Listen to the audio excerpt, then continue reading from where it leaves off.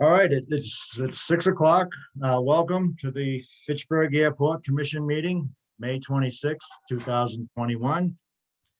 We have a pretty full agenda.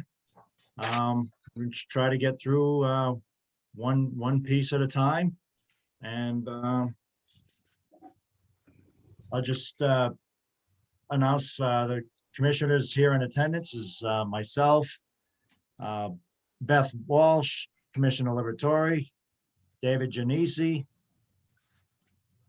and we have Peter Kettle here, Nick Polito from Gale, Mary Jo Bohart from Development Commission, Rita Morin and Walter Gray are new faces. I think they're part of the solar farm presentation. And Carlos Silva is back with some probably date requests for a concert this year. So it should be a full meeting. And thank you all for coming. Thank you. So we'll begin. Item number one is previous month's minutes, including special meeting minutes. They were sent out probably 4 weeks ago, and hoping the commission has had a chance to look them over, and we're looking for approval to finalize them and for March and April's minutes. You sent out April's as well? I just got March. I read April's- March, I didn't see April. April's was sent out.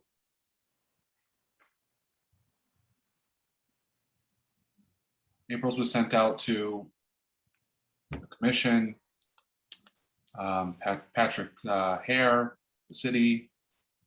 Did anybody else see the April minutes? I sent them out. I have them, but I didn't see all the CCs. I don't know who got them. Everybody was CC'd. Thank you. Okay, I have March, I don't have April. I'll double check though.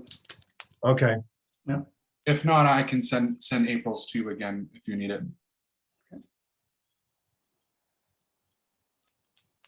so looking for a motion to approve March minutes. Do I have a motion? Mr. Chairman, I'll make a motion that we approve the March minutes, and as long as the action items were addressed or will be addressed. I know there's a few that was still outstanding, but I'll make a motion that we accept everything. Okay, motion. Rich Liberatore, second. David, second. Second.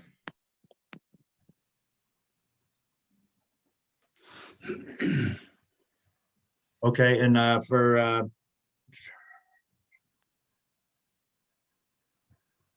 April's minutes, we'll have to table them until you can take a look at them, Rich. Yeah, yeah, I just checked my email just recently and there was nothing on the April, just the March. That's fine. We did go over the action items in April. So Okay.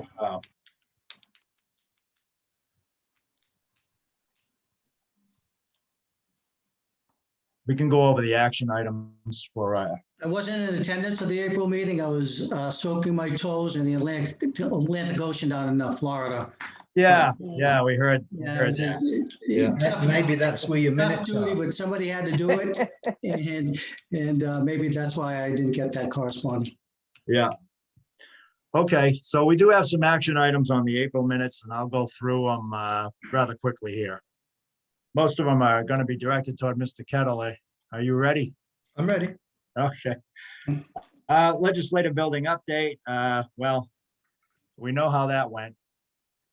But, Yeah, basically, it was agreed. I did speak, like I was asked to do, with the Chief of Staff, Patrick Hare, yes, and we arranged to do it. And then Mary said that it wasn't approved for the general public to attend the meeting. And as the two solar people were considered as general public, then it was cancelled and we returned to the Zoom. So hopefully next month we'll be in the legislative office in the building. yeah. So am I correct in assuming that when the emergency legislation is lifted, we can't have a Zoom meeting anymore for these public meetings? That's correct. When is that happening? I think it's the end of May. I know our next, our June meetings for city council are going to be in person. And I believe Anthony Zarella said that there wouldn't be approval for us to have Zoom meetings at that time. I don't know the exact date, Yeah. but it's so- sometime in June. I believe it was the Right. 29th of May. That was the last date. Okay. All right, so this is it, I would think. So just be aware that we're likely going to be in person next month. Where we will be, well, we'll let you know. Hopefully the legislative building. It's a beautiful building. Thank you, Peter. Hangar building fire inspection, Mr. Kettle. Oh, you missed the RFP hangars land lease. Item 5. Yes, I did. RFP hangar land lease. Yeah, it's okay. Basically, the RFP was, well, the documents necessary to support the RFP were sent in to the procurement director.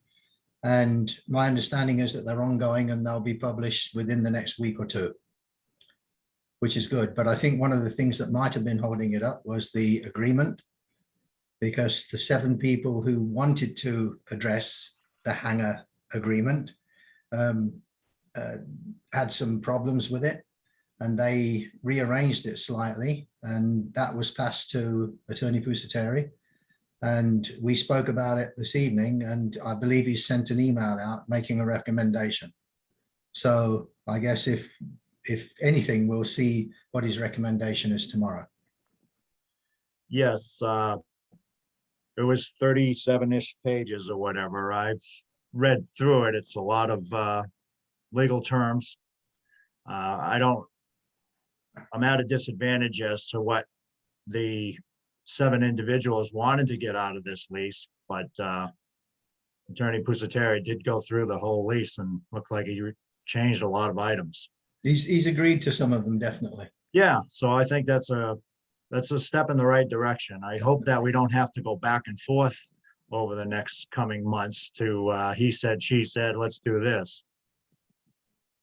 If I have your direction on this as the airport manager, or sorry, the interim airport manager. Yeah. I believe we should go back to them now saying we've looked at it. These are what the city will accept. And that's the new agreement. If you want the land, you sign the agreement. Yeah. Basically, that's what Attorney Pusateri is saying. Yes, Because he believes that, this is the way forward. So that's great. Let's move okay. forward. So I guess I would ask everyone on the commission to read through that lease and, raise your hand now, because there's a lot in it. And we'll have to end up voting on that next month. Thank you, Peter. Welcome. Now we're on the hangar building fire inspection. Okay, the fire inspection was done on the 5 hangars owned by the city. And basically, all the people within those hangars, the businesses, accepted the problems that we had, or that the fire and the building inspectors identified. They've since updated all of the fire extinguishers themselves. And then it was just left to the ones that the airport themselves own and use. And we had a guy come in on Monday. He's making a recommendation for what we need to update. And once we get the recommendation, we'll action it accordingly to meet code. So that's all in hand. Okay, so we're gonna leave that on this, on the Yes. agenda for next Yes, month. please. Yes, please. Okay. All right, IFE, Chair Raymond received IFE, signed it by signature DocuServe, and I'm assuming Gail applied for the grant. Nick? That is correct. The grant for the, I'm assuming the master plan is what you're Yes. talking about? Yes. Yes, that grant has been applied for, and I believe, Peter, did you receive an award notification from the? Yes, we've had it. It's been approved. We're just waiting for the actual document now. Understood. Okay, Great. So once that is signed and once we have the document, Gail's going to begin working on it. That's my presumption. that is correct. Well, it- We actually still do not have a signed contract for that. So, because I believe it has to be completely transparent that no work on that master plan took place before the grant was in place. So we don't even have a signed contract at this point. So our advice would be to, upon receipt of that award, sign Gail's contract and we can get right to work. Okay. You're looking for the city's approval for that, or are you looking for the commission, the city and the airport manager, or one of three, or? Basically, the procedure, Chair, is that the airport manager has to write a letter to the mayor with a copy to the auditor to get the city council to approve that money being relayed back to the airport so that it can be used for Gale. So I've already done the letter, that's in hand. And Why then- did I know this wasn't going to be simple? There Thank you, is- Peter. Yep, and I believe the contract has signature lines for basically everyone, including the mayor, the chairman of the commission, Mary Delaney, and Calvin at the city. Okay, well, I'll be in touch with Peter and make sure I get down there to sign it, and I'm sure he'll let me know, but thank you, Nick.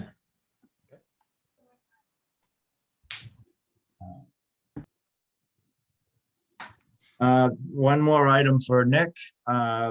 There was talk at last month's meeting about a backup generator and maybe searching for some grants that may be available for such an item. So don't know if you had looked into that or where we stand. That would be an ASMP project. It is an eligible item.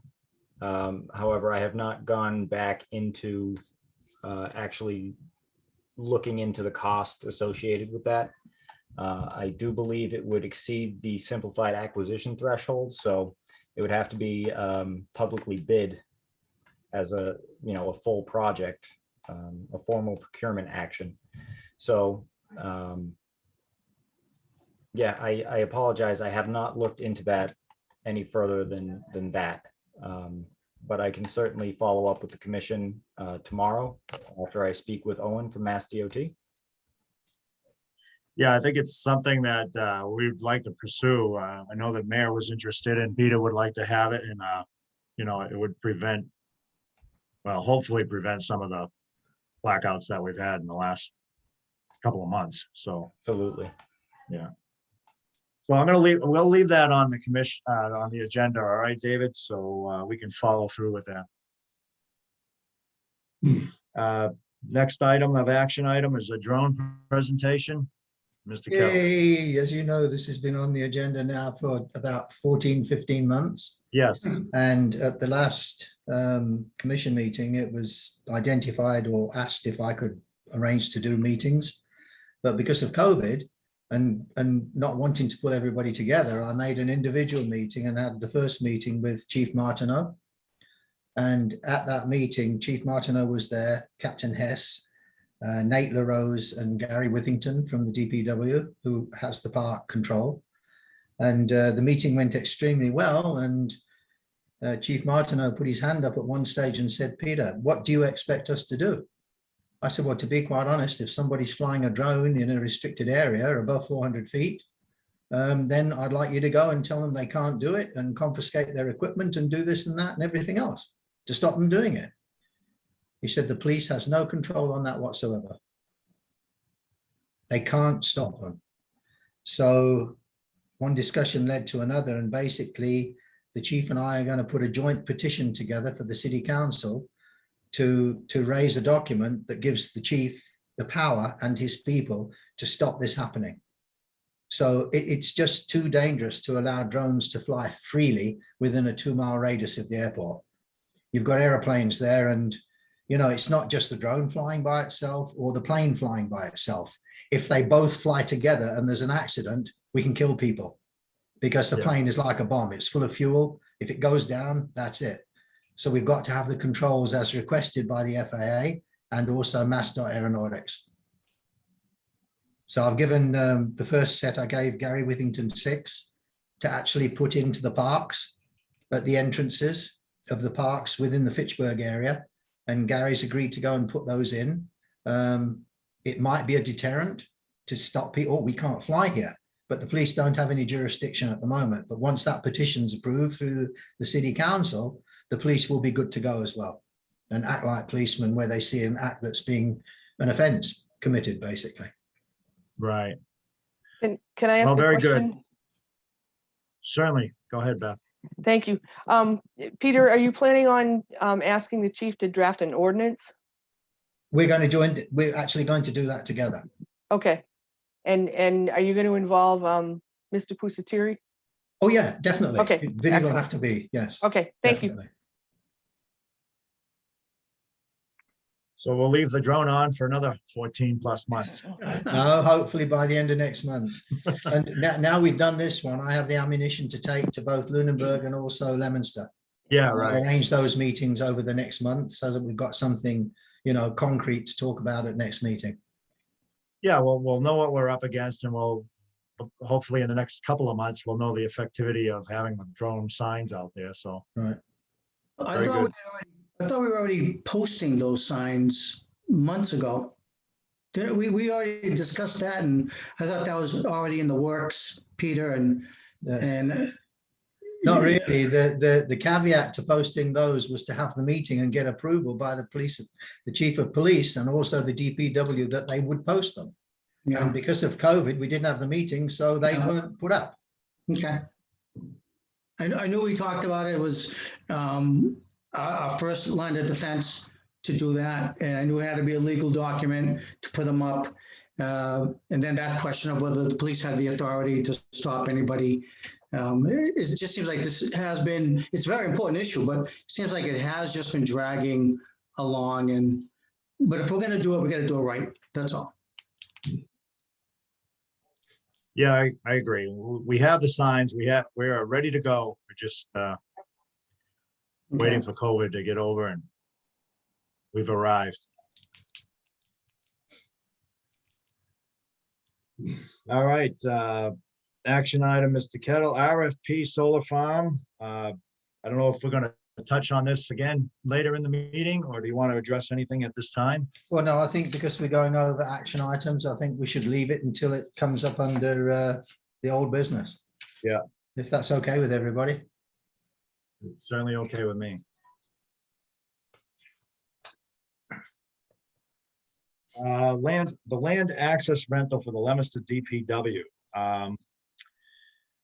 I don't exactly remember why we left this. I think it was because we just found out there was an $8,600 proposal for the land. Oh, yes, we were going to present that to Solicitor Pusateri for his input. Has that been done? It was, and he made a recommendation that I should, if you remember, after the following meeting, it was at that meeting actually that he recommended that I speak to George Pantelli of the FAA. Okay. Yeah. Basically, I spoke to two people. I spoke to Alan Foster. He was the one that actually made the $8,638, I think it was, value on that leased land. It's only leased land. It's not purchased land. And he told me that the Fitchburg Airport got a fantastic deal because that land is worth much more today than it was when it was purchased. And, but the biggest problem there is it's all right having that value, but the 8,600, whatever it was that he quoted was on this new value and not the old value. So they're offering us more than what it was when we first had the discussion.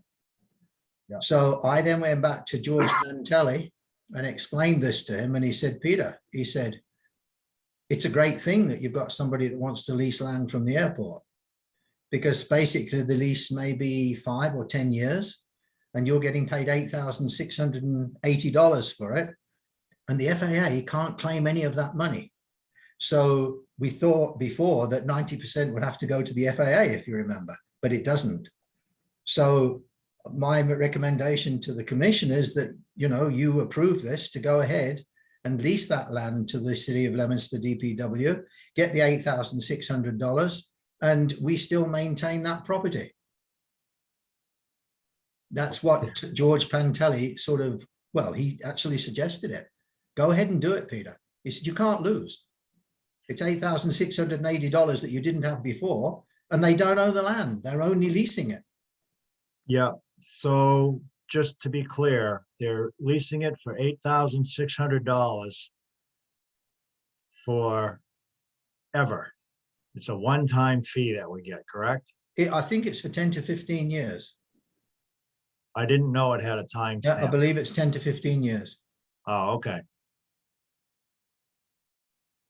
I'm okay with that. I would make a motion to accept the $8,600 for that lease. Might I have a second? Have a second? Second the motion. Those in favor, vote. Aye.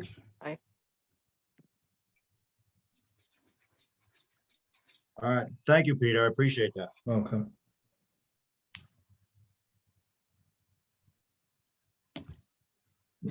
Self-serve fuel farm, I'm Mr. Carroll, sorry. waiting on, I apologize. Who seconded that? Was that Commissioner Liberatore? yes.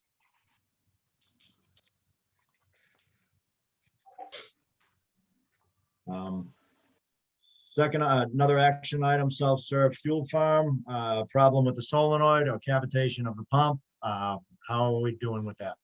Well, basically, we spent some time on the system, and as you know, that was my life for 30 years, working in refineries and chemical plants and everything else. And I sat down, drew the system out, and identified that that solenoid valve was in the wrong place. So in order to stop it working and giving us the problems we got, there's a valve in front of it, and I just closed the valve, because as far as I was concerned, the valve's not doing anything. And I've since spoken to the company that produced that system for us. I can't remember the person's name, Nick, but you might be able to. Todd Yes, I believe his name is Todd Fitzsimmons. Todd Fitzsimmons. Yep. I explained why we turned it off, and I also spoke to Dependable's Frank Turner, thank you, and told him, and basically we're meeting with them on Tuesday morning to resolve this once and for all. Now, in the past, when that solenoid was operating, we had to shut the system down and move planes away at least every other day, every 2 to 3 days. It's been operating with that valve closed now for almost a month. So we know it's right, we know it's correct. But whether it contravenes some form of safety aspect or not, I'm not sure of. And that's why we're meeting on Tuesday morning. He's flying in from New York State. Very good. So if it works, do we owe you $8,680? Absolutely. Yeah, figured as much. Thank you, Peter. Financial review, Mr. Kettle, any? No, well, I forgiveness? assume that I still have Yeah. the commission's approval to sign the actual abatements and whatnot. And I've been doing it now, what, for the last year, so everything's fine. But I don't know if I need another vote of approval or whatever, but I don't know. I mean, at next month's meeting, hopefully it's all going to be together and the commission can take it back if you like. It's entirely up to you. I have no interest of taking it back, but whether we can continue on the road that we're continued on with the 2 new additional members, I guess we'd have to consult or something like that, or maybe do it again. So maybe we could just table that again for next month, just to make sure that we're square with the attorney. Mr. Chair, I'm on. Oh, hello, Vinny. Few months ago, we gave Peter permission to collect rents or arrears and pay bills or whatever, without asking us our opinion or permission each time. And we'd like to continue, or I'd certainly like to continue doing so, but that was a different body back then. So we're wondering if we should bring that up as another vote or bring it up again and vote on it with the new commission or not.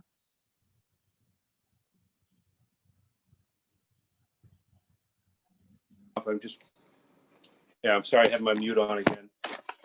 Listen, I'm with you. I just took my camera off. I'm just walking in. I had a couple of little family emergencies that we addressed, so. But my thinking is that we could authorize you could authorize the manager to engage in what I think is otherwise ordinary administrative work, which would be to collect rents. And, you know, I think if you want to pay bills and collect rents, there could be a certain budget that's approved, and to ensure that those bills get paid without approval. I'm assuming there are reoccurring bills that you're facing. It is That would- recurring bills and also abatements. If we're overcharged, if we keep on paying or actually getting money from people that don't operate at the airport anymore by mistake because the system sends out an invoice, and then we have to we have to put an abatement back to that person into the system. So we do that as well. And it's all through the city accountant. The Munis system, yeah. I think, Peter, it would protect you to have approval before anyone got money back from the commission. You wouldn't want to be in a situation where we're sending money to anybody and then if a mistake occurs, at least it was not solely your decision to do that. But certainly collecting money, collecting the rents, executing the leases, including doing the rental increases, things that would have already been approved. So if I look at a lease, for example, I think that the commission has already approved a lease. That means they've already approved the collection of rent. They've already approved the administrative duty of sending out rental increases. They've already approved executing certain duties or responsibilities that we might have in maintaining property to be in compliance with the lease. They've already authorized you to comply or to operate under that contract. So I don't think that we would need such close scrutiny. And I think that the commission could operate in its own discretion. And then perhaps if they thought that for some reason, maybe not this manager, but a future manager didn't have the fidelity that they wanted or the trustworthiness that they wanted to operate in such a way, they could tighten the reins later for sure. But I think at this point in time, you know, I think you got to let Peter do what he's trying to do over there. Just so everybody's clear, when there has been abatements, they've always come before the commission, and we've got your approval to put those abatements through. Yeah. It's just that we haven't had any for the past 4 to 5 months. That's why they've not been here. So Okay. when they come up, they do come before the commission. Yeah. So I would make an emotion to keep things as they are. And, but with the new commission, I would like to make a motion and get a second and move. If I get a second, we'll vote. So I'll make a second it. motion to continue. Oh, sorry.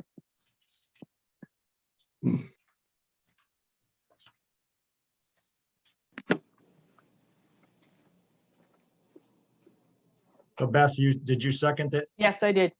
Okay. And vote, show of hands, please. Okay. So continue as you were, Peter. Thank you. There's action item on the manager's operation report. Is that needed? No, I don't think so. Yeah.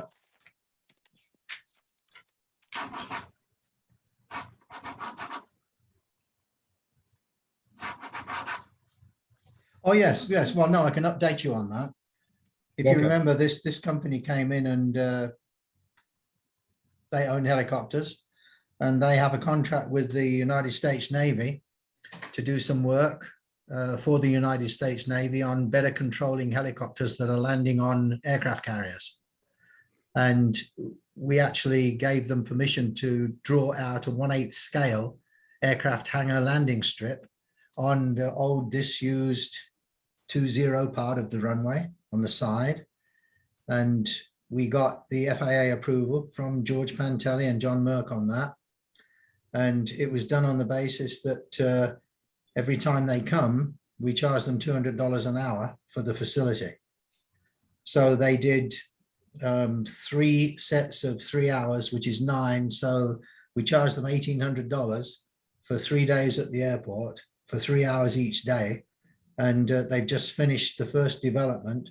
And it's actually absolutely amazing what they're doing. If you imagine an aircraft carrier that's doing this in the waves, then they've got beacons actually on that runway area that tie up with the helicopter with the same beacons. And as it joins up with the link, the electronic link, the helicopter does exactly the same thing.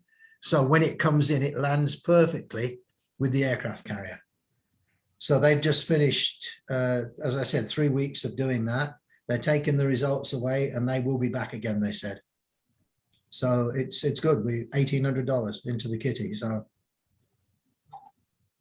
Very good.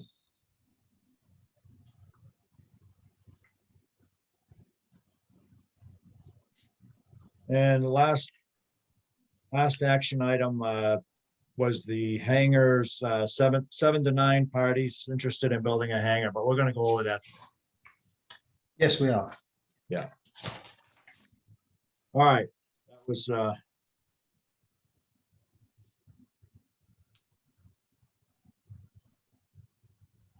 okay.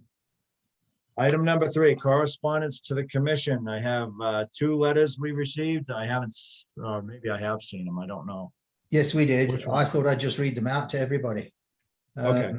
Basically, it was the first one was from Carlos Silva from Ipanema. And if you remember, we agreed that he would have certain dates this year following the shutdown in COVID. Well, Carlos did an analysis, I guess, and came up with a request for 3 new dates instead of the previous 3. So the new dates that you will need to vote on are August the 14th, Saturday, which is set up, August the 15th, Sunday, which is the event day, and August the 16th, Monday, delivery and cleaning. The next event is September the 25th, Saturday set up, September the 26th, Sunday, the event day, and September the 27th, Monday, delivery and cleaning. The third event is October the 9th, Saturday set up, October the 10th, Sunday, event day, and October the 11th, delivery and cleaning. Now, as you know, the airport actually charges $2,000 a day for this facility.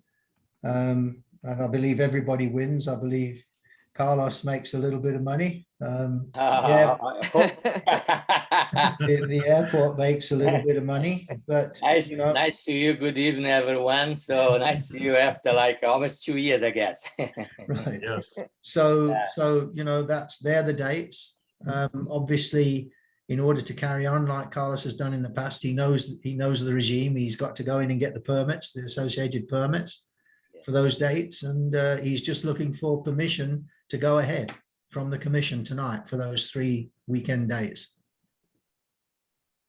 Good So, evening, I appreciate I'm it. guessing But, this is for the concert venue, correct? yes. Yeah, okay. I just want to make sure.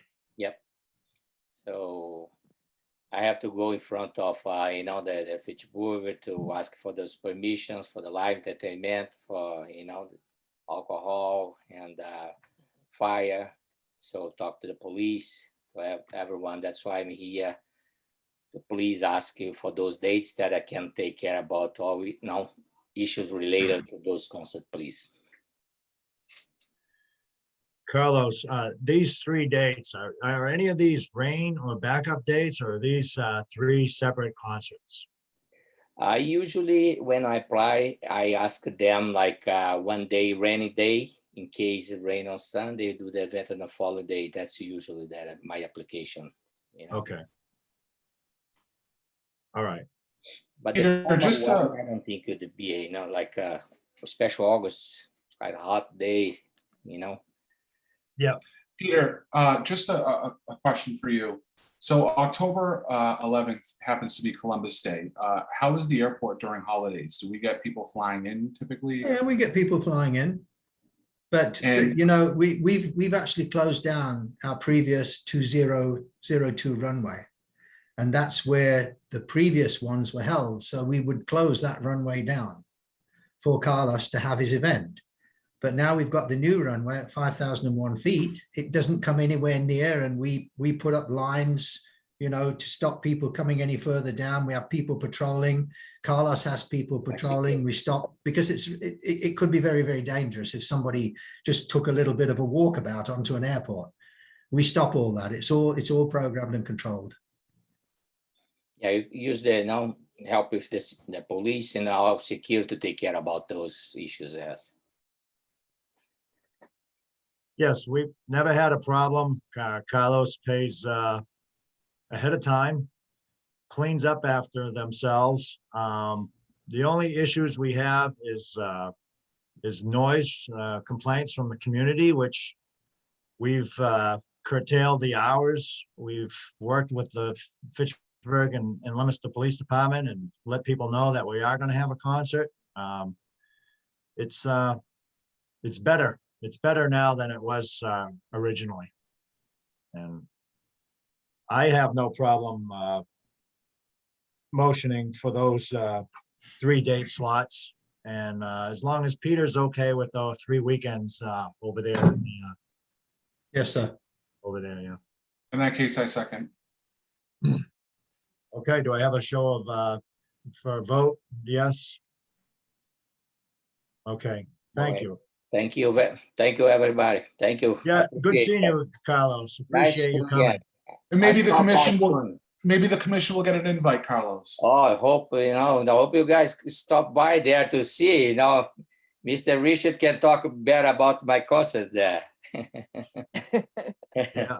Thank you very much. Carlos is a Yeah, you're great, welcome. Thank you. Bye-bye. Bye.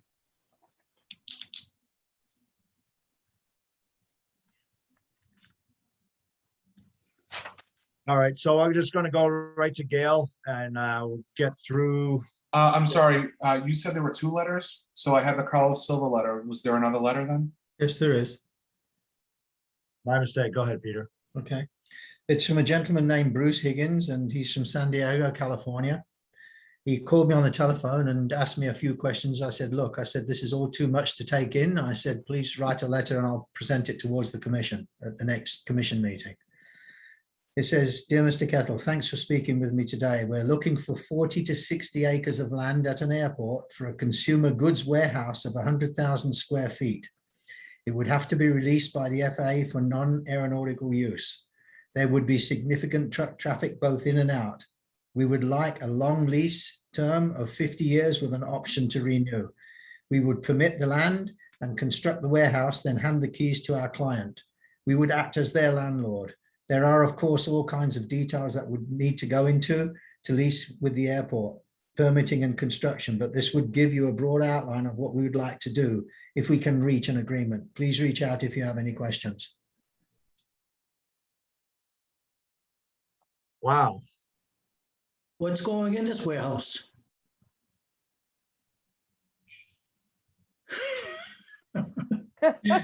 I don't know. There's going to be trucks going in there. It might be an Amazon. It could be something like that.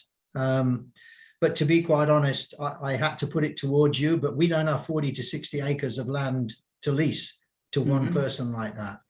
And the majority of the land that we do have is going to be for aeronautical use in any case, with the exception of the land to the east up the hill.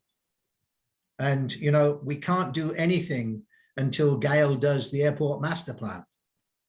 And this is why we've been holding things back, because we can't go ahead without the airport master plan being approved by the Federal Aviation Authority administration. So I'm presenting it to you. I can go back to him with a letter saying I presented it, but you know, we don't have the land, number one. So my recommendation to the commission is that we decline politely. May I? Yes, go ahead, Vinny. Can we send a communication to Tom Skorowski in the planning department? I do know that the sand lot across the street is in play right now. I don't know how far down the road they are, but I know that it's going to go out to a bid process shortly. And I know, I believe Amazon's going to be an interested bidder on there, as well as others. And if this organization thinks that that sand lot is in the vicinity of the airport enough for their needs, then they would also possibly help the bidding process, at least. If not, maybe be the highest bidder. Thank you. With I guess one caveat to Attorney Pusateri, and that is that they will accept the distance between that sand area and the airport. My understanding, just briefly talking to him, is that he wants to be able to fly in, go to that terminal, pick the goods up and leave, or bring the goods and leave. So it would be another extra step within the process that they're looking to do. But definitely it's worth a try. And I could go back, I'll speak to, well, Mary Jo's here. She could speak to Tom about it and let me know, and I'll do whatever's necessary. Or give you the details and you could contact him yourself. It's really not a legal issue, so I would just send it into business development or planning. Mary Jo, go ahead. I can provide you with a little bit of information about the interest that has come to the surface regarding the what we call the sandpit site, which is about 43 acres. Right. So at least it's over 40. Yeah. And it's not so much Amazon, but it's actually the industrial developer who bought 135 Intervale, basically the landlord to the Amazon facility that will be over at 135 Intervale, who is now looking at that. And because, as you probably all have been following, e-commerce warehouse type facilities are a very hot demand item in industrial, the industrial real estate. Anyhow, the reason I mention it is exactly what Attorney Pusateri said. The sandpit site, which is owned by the FRA, is advancing itself to an RFP. There's a rough version of an RFP that exists, and that will be put out there. I guess my question for Peter, and it's just a pure curiosity question, when the inquiry came from the gentleman from San Diego, did you get the impression that they would be flying in and landing on your airport with the goods, or were they simply looking for industrial land? No, it must be at an airport, he said. Okay, got it. Because they will be flying in. Got it. Got it. Okay. So that sand lot is pretty darn close to the Yeah, airport. it's like you very said. close. I mean, you It's can very just close. tell them, obviously, we're not ready for that at this moment, but that is available across the street. Peter, they didn't indicate where they were calling from? Excuse me?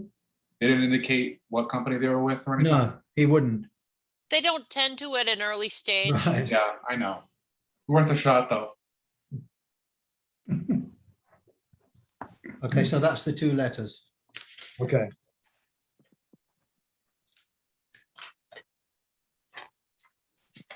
All right, item 4 is Gail review on ongoing work. Okay, everyone can hear me all right? Yep. Yeah. Okay, I had to turn on a fan in the background here. It's pretty hot in my house today. So Gail is administering 2 projects on behalf of the commission. The first being what remains of the runway project.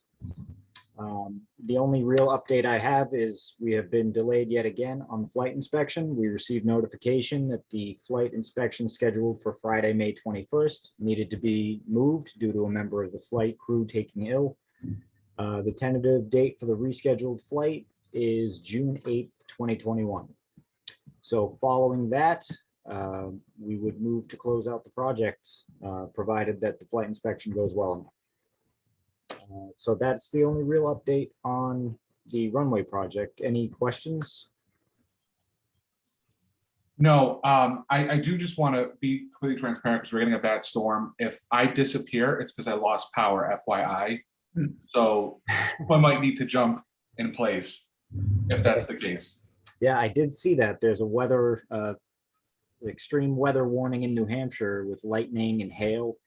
Is that down in Massachusetts as well? Yeah, we're getting hit pretty bad. God, my We're fingers 2 crossed minutes away that, from getting hit. that the nav aids last through this storm.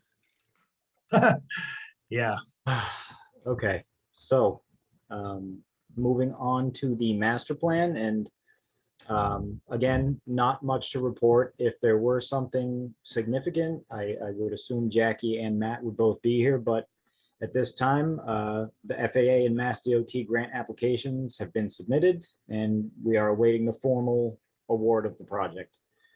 So no action requested of the commission on either project this month. And hopefully next month, we actually get some movement on both of those. I will stay in touch with Peter and hopefully we'll have those signatures and get it to the council hopefully this month. Yep. Well, I mean, next month. We've been using DocuSign, the electronic signature software, to sign Yeah. our applications and reimbursements. FAA has accepted those, so have the DOTs, and it's been awesome. Because you can circulate it to all parties within 15 minutes. So it's really cut down on the postage, the time and transportation, and really just expedited everything. So Yeah, should yeah, be- really, the verification process and that was pretty interesting. It asked me what counties I lived in. I really had to think about it. And they have information I forgot about. Oh yeah. It was- Well, I made my digital signature and I tried to use my actual signature, and it appears so tiny on the screen. and I Yeah, can't figure out how to fix it. It's the weirdest thing. Hmm. Trying, but hey, it works. yeah. All right, Nick, well, thank you very much. You're very welcome. All right, flight check about June 8th. Update on a meeting with FAA and Carl Newton. Was that for the flight ceiling, to try to reduce the ceiling? Either that, or I believe it may have been, the only time I've communicated with Carl has been for the flight inspection itself. Okay, I know that there were some new approach standards or approach procedures that are in the works. And unfortunately, that meeting resulted in finding out that FAA's design of these approaches is scheduling out to almost 2 years at this point. And that's not just for Fitchburg. I was at a meeting with FAA in Maine earlier this week, and they're running into the same things. The line for having new procedures designed is so long, it's tracking out that far. well, I suggest we get in line then. We're in We're- line right now. And Okay. I thought we were in line when we started the construction of the runway. I think with the pandemic, between the delays in actually verifying the approach procedures before designing them with the flight inspection crew, has just, it's taken so long, and they have so many higher priorities at commercial service airports that it just seems to be taking that long. And I'm sorry that I can't sort of Yeah. muster more support from FAA. In my opinion, it's really not right what they're doing. They tell us a couple of days ahead of time. We make all the arrangements to get everyone who needs to be there on site, and then the morning of the flight inspection or the afternoon before, they call and say, oh, we have to reschedule. And now everyone's wasting resources in their scheduling to get there, and for nothing. Well, we gotta persevere. That's all we can do at this point. I like that outlook. Yeah. All right, thank you. Peter, go ahead. The reels and the puppies are part of the NAB aids. And as Nick said, that's going to be on the 8th. But the big critical one that also affects the purchase of the land lease for the hangars is the approach plates. The approach plates themselves, Carl said he would do them in a year. But then that went out to 2, as Nick said. And I've since spoken to him and he said, yeah, we may be able to do them in a year. But the main thing that we're looking for is to lower the minimum so that people can get in inclement weather. And the only way that that's going to be possible is with an LPV approach, which is a satellite approach that actually measures distance and height above the ground.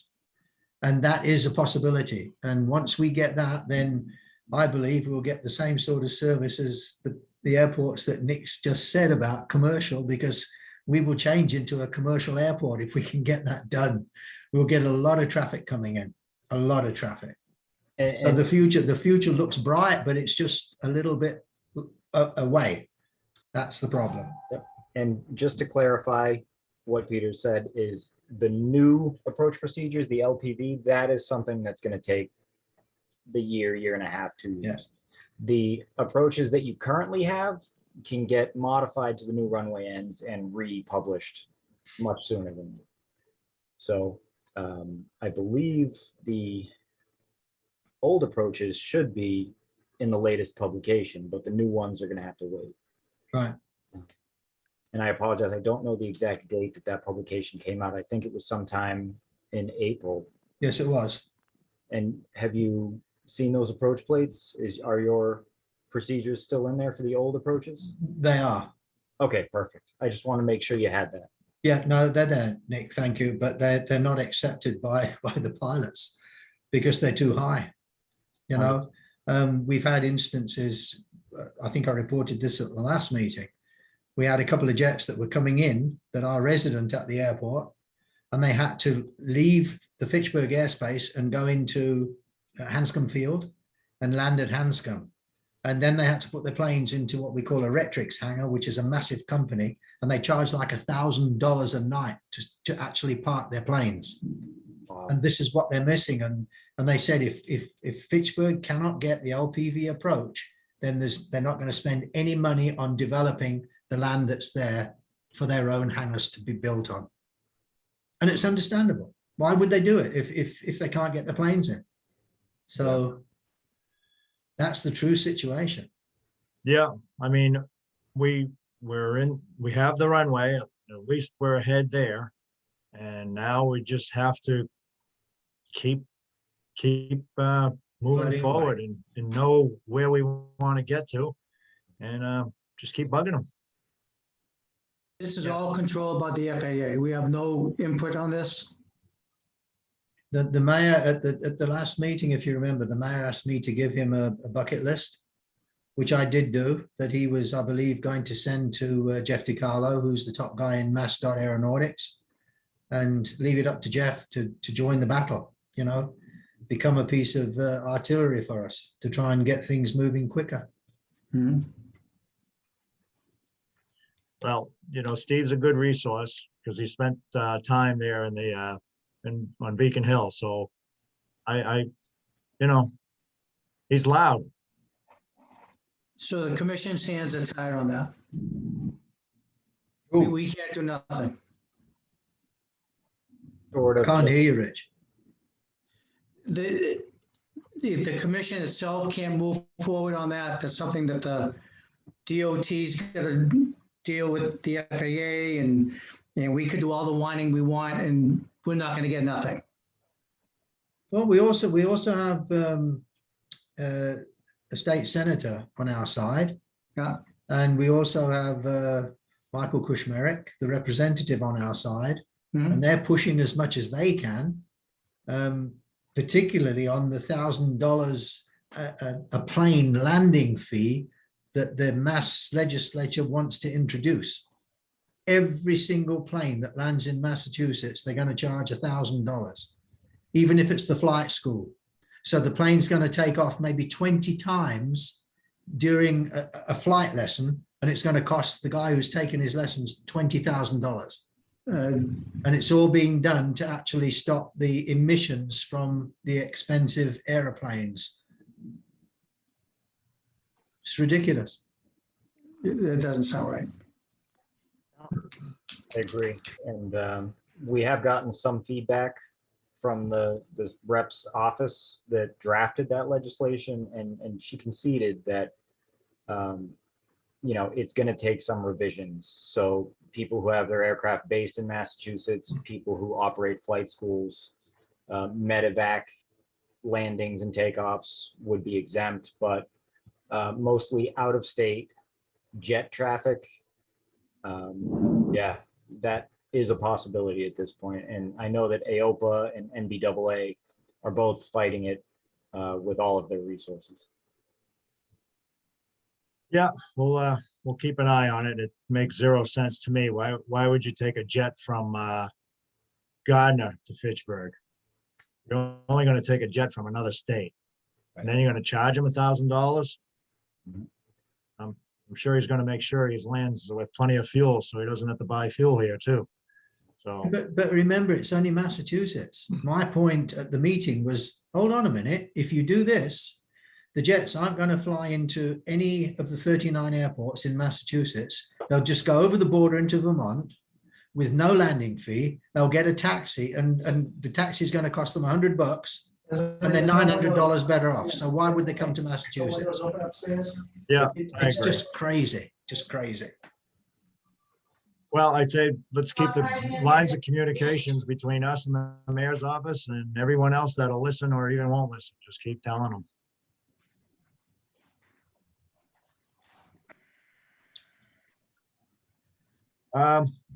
Item 5, Fitchburg Pilots Association update. They have no update, right? Nothing to report.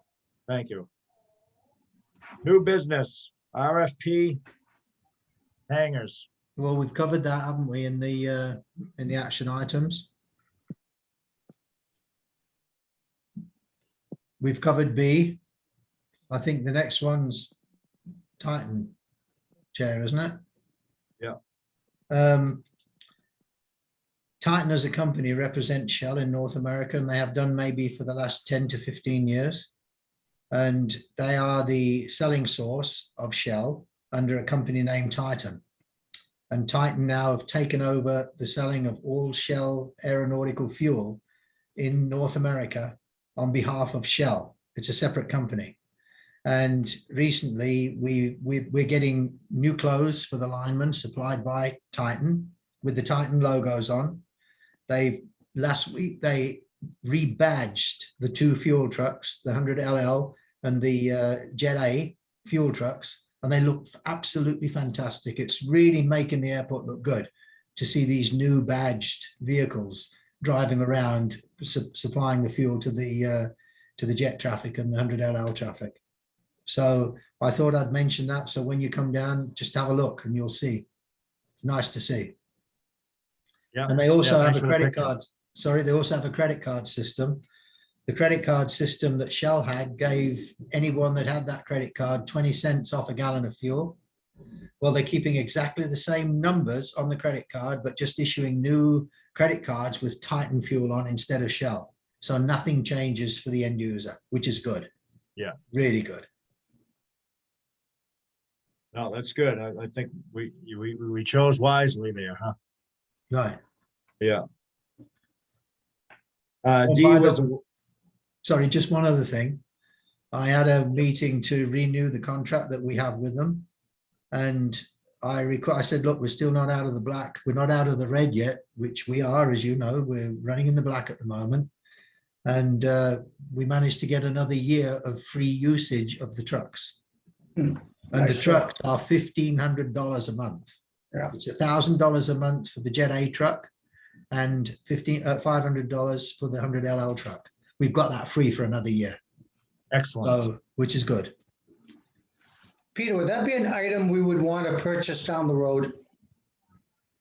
Not really. I think, well, those trucks cost maybe $150,000, $200,000. Yeah.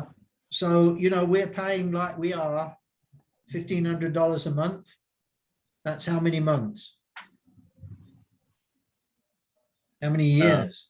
You know, and by that time they're going to be worn out in any case. So I honestly think that they used to do it on a oh God, what's the name? The amount of fuel you use. If you go over a certain amount, then they take that off the value of what you're paying. There's a name for it, isn't there? Can't think of it at the moment. But that's how they used to do it. And then they changed it to, the $1,000 a month and the $500 a month. They pay for all the service. They pay for all the major services that's needed. All we Yeah. have to do is keep them roadworthy, basically. So it's a big expense, but I think it's wise to continue as we are at only $1,500 a month. So it's almost like a lease. It is basically like a lease, Okay. but yeah, you could call it a lease. You could call it a lease. But this is the first lease that I've ever had that we didn't have to pay for it. So Yeah, that's Yeah, nice. sure. Yeah, very good. Item D, warehouse development, was that in reference to the letter? yes, it earlier? was. Yes, it was. Eponema Production was Carlos. He got his dates. Yes. Item F, tie downs. We have 87 spots as tie downs on the ramp at Fitchburg. Of those 87, we only have 8 aeroplanes on them. Now, I have a suggestion for the commission that I'd like approval to go ahead and do. At the moment, we charge those 8 people $88 a month for the tie down, which is a reasonable amount compared to all the other airports. So what I'd like to do is reduce that to $50 a month to draw people into the airport. Now, the existing 8 that are there, that's, let's say, $700 a month from that 88s approximately. Once we get, excuse me, once we get 50 into that amount, planes, then we reduce those down to 50. Well, why would I want to do that? Because they would buy fuel from us. And fuel's the big attraction, and that's where we make the money. So, it's just a proposal. I had thought of making it 0, just to get the planes to come and buy the fuel. Because the hot tops there, they're going to park there, and they're paying at the moment. The planes are outside, they're tied down, they're not going into hangars. So, it's just a suggestion that I'd like to drop it down to $50 a month until we get to the stage where the other 8 can reduce to $50 a month and we keep it at $50 a month. One thing, Peter. If we were to drop it to $50 a month and we didn't get any new additional tie down people, how would it go if we were going to go back to the $88? That's going to be a difficult hurdle. I'm not letting the $88 off the 8 people that are there. They're staying at $88 until such time as we get enough to pay for that that $700. So I need 14 other planes to come there. Peter, are you not concerned that word might get around the yard about, well, hey, he's charging me $88? No, I'll send a letter out, Commissioner. I'll send a letter to those 8 people saying we need to entice people to come to the airport. We've got all these spaces that are free. You're paying $88 a month. Once we get another 14 planes here, your cost will reduce down to 50. So if we don't get anybody, it doesn't matter. They'll still continue to pay the $88. Can I, Yeah, go ahead, Beth. But they may be willing to actually send the word out so that they would get their fee Exactly. reduced. Exactly. So what do other airports charge for that? They're around about $100. Wow. Okay, so this would, I think it's a great idea. It's a great bargain for people, and it draws business. if I Do you may, have people inquiring? Do you have people Well- inquiring about getting the tie downs, checking out what the price is, doing their homework? We get inquiries just about every single day, mainly Okay. about hangars. Yeah, And when we do talk about tie downs, then, I'll always bring that up, saying you can move here at $88. And I mean, if I said to them, well, you can move here for $50 where it's 100 where you are at the moment, it Mhm. might entice those people to come. Yeah. Yeah. So it's just a thought process I was going through, and I thought it's worth bringing up. So if I may. Yeah, go ahead, Vinny. You have an airplane you'd like to put at the hangar? Uh, No, I work for the city of Fitchburg. Oh. So do I. No, my question is, and maybe I'm trying to jog my memory, and maybe Peter knows this off the top. I thought the fact lease rental value was tied to the tie down rate. I think there's a rental value on the property for one of our leases that's tied to the tie down rate. And that may not be the case anymore. We may have changed it, but I don't really remember. So before any formal action is taken, or if you do want to take formal action, I'd ask that you make it conditional on an evaluation of that one issue. It's something ringing in the back of my head. That's a very good point. That's a very good point. Thank you. And I might add, Peter, you wouldn't even have to get 14 airplanes. If they're gonna buy fuel, maybe we could put it at 10 airplanes, just lower the bar a little bit. Yeah, well, I was just trying to get, the money that I could have lost. You're by right. Changing those from 88 Yeah. down to 50. So, Yeah. I mean, whatever it takes. Yeah, I mean, you got my permission to do, you don't need a motion, but I'm in favor. Okay, so we don't need a motion. Okay. No. On the caveat that Attorney Pusateri just brought up, though. Yes.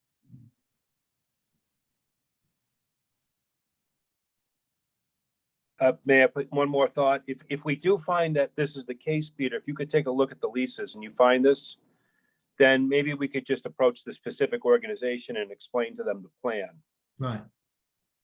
And then maybe we could do a quick or some temporary amendment or some letter of understanding Right. until we go back to a more formalized rate. Right.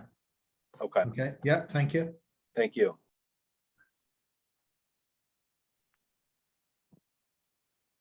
Okay, item G, budget and appropriation. Appropriation. Yeah. As you know, we submitted the budget to the city. I had a meeting with the mayor and the finance people that are involved in that budget meeting. And basically they took $95,000 out of the budget, which I complained about, obviously, because we need to have 2 new roofs put on 2 hangars and also a new door for hangar 10. And in the discussion, Calvin Brooks, the city auditor, suggested that I send a letter to the mayor requesting for an appropriation of $135,000 for the airport in order to continue getting the people to come to the airport and place their planes in our hangars that are leaking like crazy at the moment. And they're not complaining yet. But as I said at the last one, we just haven't been servicing the hangars, the gates, or anything. And it's now time to do it, because if we don't, it's just going to get that bad where we're going to have to put up new hangars, which we can't afford.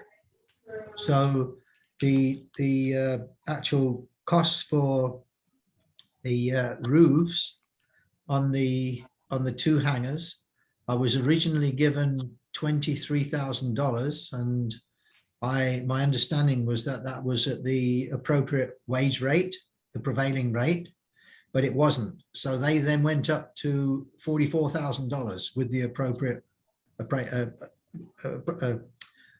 what's Prevailing wage. thank you, prevailing wage. And then the 55,000 with the prevailing wage to put that new door hanging in brings it up to $135,000. So that's in there. And I believe that's coming up at one of the city council meetings, Commissioner Walsh, next month. We just missed this one. We just missed this one. Yep. So, okay. Peter, could I ask, the $95,000 reduction, was there a reason for it? What was the rationale? No, they don't have to give a reason. May I please? It's a budget. May I please? Yes, We would never budget the capital improvements. Right. We would do that and pay that, and I know Councilor Walsh knows this. We want to pay that out of free cash. So if Calvin said that's exactly what his mindset was. And then he immediately sounded like he invited us to make that request for some free cash. So it certainly doesn't seem like they're ignoring it. Oh, no, definitely not. definitely not. Okay, Can I add though, I appreciate the perspective that we haven't done anything, but we have done quite a bit. We just finished, well, I don't want to say just because to Peter's point, it has been some time, maybe a couple of years now, but we just finished, was it Hangar 7? Completely redoing that roof and some upgrades into the bathrooms and their office space and some other, so there has, the city Oh, has yeah, been definitely. spending, we have been spending money. Unfortunately, not as much as we want to on capital improvements, but we probably will be spending more now that we have Peter advocating for them. I Yeah, believe no. that was about 5 years ago, Attorney Busateri. It's flown by so fast. Yeah, it has. It has.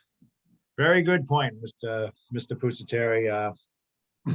I think what Peter's saying is if we stop, then we're gonna, the snowball effect's gonna get us in 5 years. And you know, five years goes quite quickly. Okay, So then Peter, we can expect that you're gonna submit some sort of letter to the city. I've already done it. You've already done it. You know, one more point on this, and this is what maybe Peter could guide us on this. There are those on the council that are not interested in spending any more money on the airport. So, you know, even if this commission, maybe, or a commissioner wanted to help support either through a letter to council or to appearing by Zoom for the council meeting when the appropriation is coming up to the, did it go to finance yet, Councilor Walsh? For the appropriation for the airport, no. So maybe during the finance, if we could have a commissioner or someone, because I could see this getting a little sticky because we've just gone through the budget and we're talking about cutting. So any additional support that Peter could get in this process would be useful if the goal is to receive the 135,000. Thank you. we can talk amongst us and see if one of us can go as a representative or whenever that might be. It won't be a Zoom, I don't believe, right? It'll be in person. Yeah, it'll be in person. Yeah. And I'm on finance as well, so I will be there also. No, we're already there then. I actually wrote the letter on the 11th, and I have the letter here if you'd like to hear it. If you have time. Please do. Dear Mayor Di Natale, we respectfully request an appropriation of funds for airport maintenance rectification in terms of roof sealing on hangars 2 and 3 at the Fitchburg Municipal Airport to the order of $40,000 estimated per roof, total $80,000. Pilots place their expensive planes in these 2 old hangars and expect the hangars to be leak-free if it rains, or if there is other inclement weather like freezing conditions where the water turns into ice, making it very dangerous to move any airplanes. Also for the appropriation of $55,000 estimated for a new door, including installation for Hangar 10, the current hangar rented by the Naval Aircraft Company, making a grand total of $135,000. We are looking at 2 old hangars built approximately 80 years ago with leaking roofs, plus a sliding door system on a 50-year-old hangar that over the years, the bottom tracks have become inoperable due to the many severe winters and heaving of the ground below them, making the rolling movement of these doors almost impossible. The time to repair these problems that have gone on for years is now, as all of the hangars identified above are still capable of giving many years of operation as long as the repairs are completed as soon as possible in a timely manner.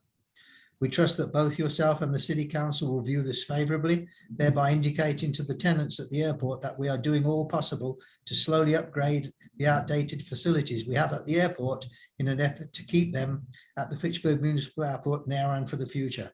And at the same time, offering new tenants a good solid hangar residence for their airplanes. Thank you, Peter.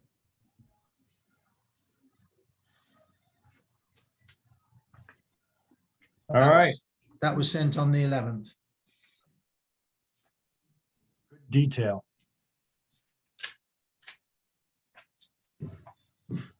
Item H.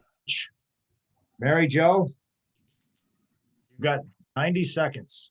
Oh, just 90? Oh. I was gonna 95. say, Mary Jo, go easy on me. I'm the note taker. Okay, okay. I wanted to give you all an update because last autumn, actually in October, we submitted a grant funding request to Mass Development under what's called their Site Readiness Program for some consulting services. Well, actually, that's what it amounts to, is consulting services that would support things that wouldn't get covered by your airport master plan, such as marketing, market analyses, or that kind of thing. And this is for as you repurpose the acreage part of the cross-run runway that you will be repurposing in development. And I realize that it's not yet known what amount of that land will be aviation use versus non-aviation use. That comes out of the upcoming airport master planning work. But anyhow, what I wanted to update you all was even with the unknowns, when a grant funding round comes up, and Mass Development is an economic development agency of the Commonwealth, very flexible. I know that seems odd when you think of the funding sources you all rely on, MassDOT, Aeronautic, and FAA, very rigid. This is a completely different type of funding source. And basically, rather than tell you what to do, they ask, what do you need? And the aim is to help you all make really wise decisions, even have a few different options financially analyzed, so that when you go and repurpose those lands, particularly the portions which would not be aviation use, you feel like you've got a lot of good foundation in your decision making and that kind of thing.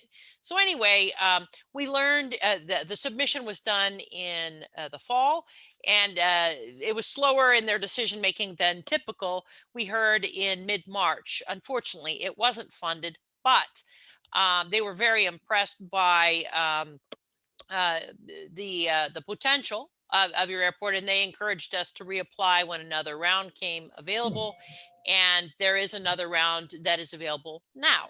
So I just wanted to check back in with you guys, and keep in mind, leading up to that fall submission, I had conversations with Peter to better understand the nature of the airport and the improvements and the upcoming airport master plan and so on. And I realized that airport use is number one. Totally get it. But it sounds like there likely will be some acreage which won't be in airport use. And yet you won't necessarily know what might be the best choice, or you want maybe a few different options analyzed for you with market analysis or that kind of thing. And that type of work is something maybe beyond what you already have, planned out with Gail and master planning work and that kind of thing. The other thing that Mass Development can fund, and I was just speculating on what sort of supports they could do when I did it in the fall, marketing. That's a big part of what they want to support is and when you think it could be marketing of your entire finished product, as well as marketing of some of the lands as you're seeking parties to either long-term land lease or develop or whatever. So I just wanted to make sure as I check in with you now, because these windows, they open and then they close. And so when a funding window opens, we can do nothing, or we can say, hey, consider this again. So I wanted to check in with you all. These are all very highly competitive grants. So as we learned from our fall submission, you're not necessarily a shoo-in to get funded, but the airport and the industrial acreage that is now becoming available is certainly substantial, and just wanting you all to have the information you need to make really wise decisions on what you want to do with it. And also when you get different parties that approach you, maybe helping you to develop a rationale for what is a good idea and what isn't, and so on. So that was basically what I wanted to do, is just sort of check in with you and let you know that Mass Development has another site readiness funding round coming up. And they encouraged us to resubmit, but I just wanted to get your thoughts. So I have spoken to Mary Jo on the phone about this grant process, and I'd just like to reiterate it. It's not as stringent as other grants can be. So we could shape, or we could select items that we have interest in, like what is the value of a non-aviation space up on the airport property, or maybe we should just leave that open for the next 30 years. I don't know. I don't have these answers, but if we could accept this grant at the airport for that airport property and surrounding area, I'm in favor of it. Now, I know in the past, we've said, that there's absolutely nothing that's going to happen at this airport unless we have, airport master plan in place and figure out what's what. Well, we're kind of overlapping that at this time.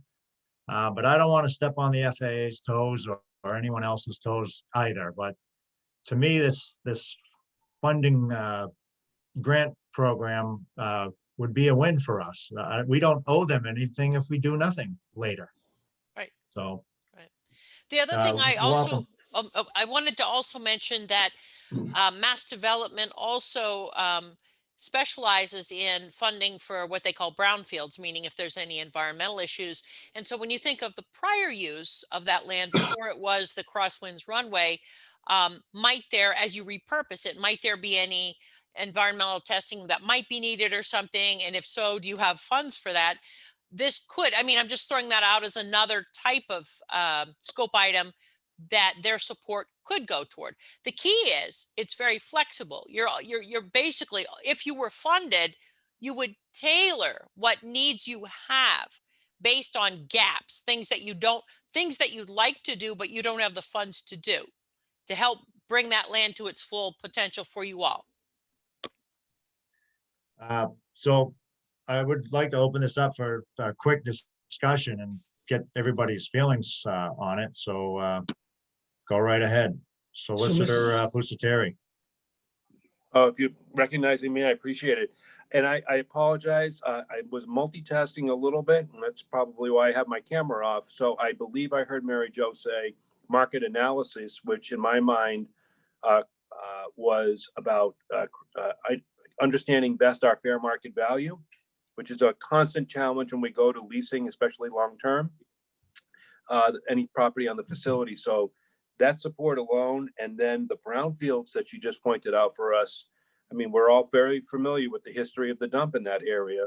And we all remember the concerns that we all had with the extension of the runway and navigating all of those issues. So, any support that we could have for further testing, analysis, and perhaps any cleanup of any additional materials, especially if we are planning on developing that land in the area of the old dump. So just seems like a great idea. My only other thought I had while Mary Jo was speaking was that, obviously we would send a communication, whether it be by a vote of this commission, to City Council in support of having council approve the city going after this grant. And then, just to make sure that we get the whole city on board. So when we do find detail that there are some conditions, that we're all in it together. Thank you. Thank you, Vin. Richie. Just want to make sure I'm reading this right. The grant funds are geared more for non-aviation purposes, or is it for both, Mary Jo? Mass Development doesn't make that focus the way your other funding sources do. So, Right. I mean, they don't have that language in their, they don't, you would be the ones that would decide, what types of services would you need? Would you channel it exclusively on the non-aviation uses or not? That's really up to you. Mass Development is not an aviation state agency. They're not Mass.Aeronautic, so they're not going to make that distinction. It would be your choice. How much? The funds, how much are we talking about? You know, once again, they don't state a maximum. Our experience, and we've been a recipient twice, in this case on the sand pit site of this type of funding. The first time we got 60 and the second time we got 100, but the 100 was for a targeted parcel acquisition. So I, based on that and wanting to be competitive, meaning when you ask for too much, all of a sudden you're not going to be competitive. So, last fall, and this was just sort of seat of the pants, thinking of maybe a range of needs you might have. I suggested 75. Now, once again, it's just a suggestion. The funding source may decide, you know, what is fair or appropriate.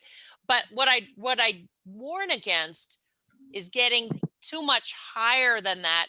Not that you might not need more, but it could affect your ability to get funded. That's all. Yeah, don't be greedy. That's what I'm trying to say in a nice way. I get it.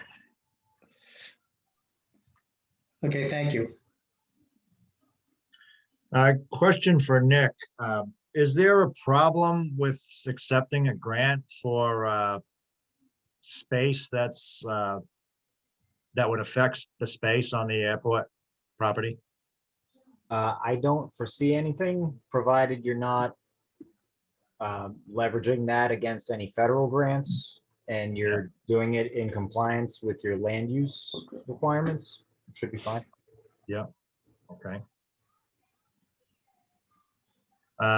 Anyone else would like to speak on this subject? Peter? I'm delighted at hearing this, even though we've spoken about it before, Mary Jo. As you know, we have one area already that is non-aeronautical use, and that hopefully is going to be the solar farm people here when they make their presentation in maybe 10 or 15 minutes. Now, in that area, there are certain wetland areas. I don't know if that could be used to move those wetland areas somewhere else so that we have more space to put on the solar panels to get more revenue for the airport. So that's one question, okay? The other thing is that the other area that I foresee as being available for non-aeronautical use is the eastern side up the slope going up to Crawford Street. Now, on top of that area there, you've got quite a little bit of land that's not used for anything at the moment. And, you know, something like a gas station in that area would be fantastic. It'd bring more traffic through that road, making the airport more visible, maybe attracting more people to say, oh, wow, I didn't even know there's an airport here. Let's go and have a look, you know? And then when Mayor Di Natale generously gives us the funding to have the restaurant, then, you know, there's a lot going to be going on at the airport. So, yeah, I think we should take the opportunity to use it where and when possible, in all honesty.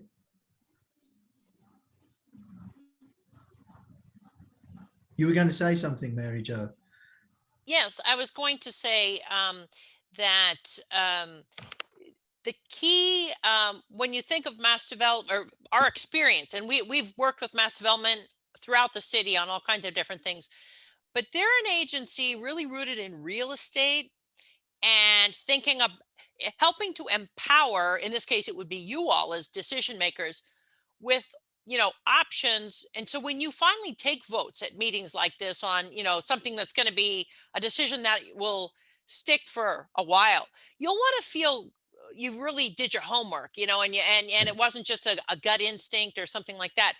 It would really be wonderful if part of whatever professional services that grant could fund could give you those types of analyses and things, so you feel very solid in whatever it is you end up doing. And I know you're very competent folks, but there's so many options, you know, and some of you might be approached by people, and some you might be proactively pursuing something on your own, and all of that is spinning around at once.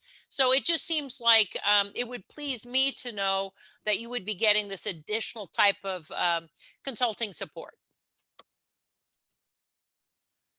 Yeah, I agree. And so, I mean, I would certainly sign a letter to the council requesting this go forward. I wouldn't have a problem with that.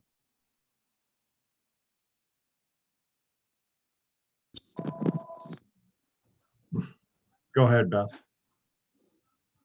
Or was that your phone? That's my phone. Richie, go ahead. What I was thinking was, we really don't know what our real estate is worth in the airport.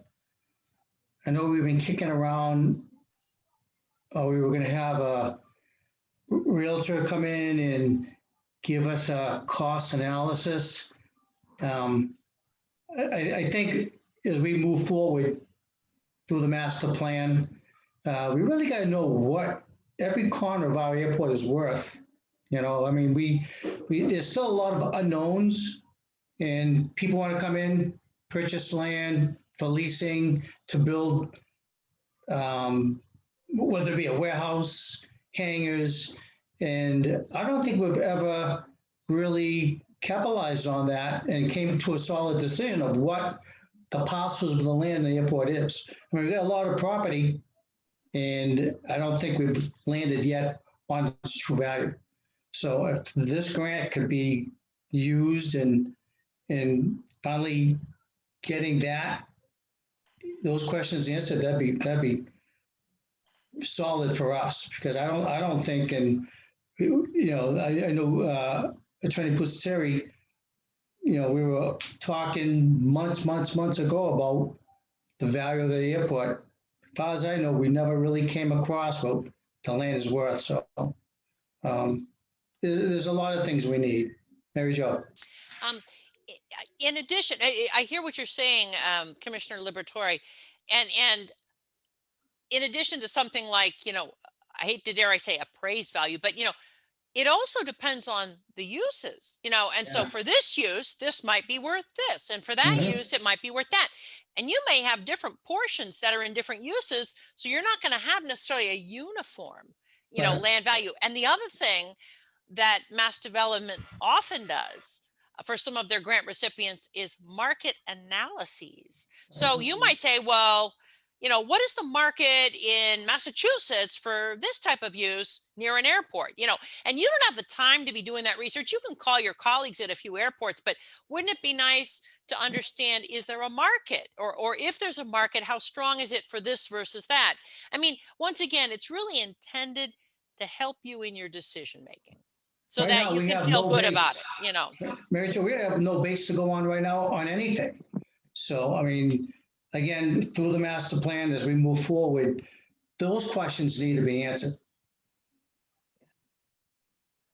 Yes, I agree. I mean, if we have a parcel of land that we're designated as a non-aviation use to like up on top of that hill, Yeah. There's two problems. We don't know what it's worth, or more than two problems. We don't know what it's worth. We don't know Mhm. how big of a piece of property it is, and or what exactly is underneath the soil. So,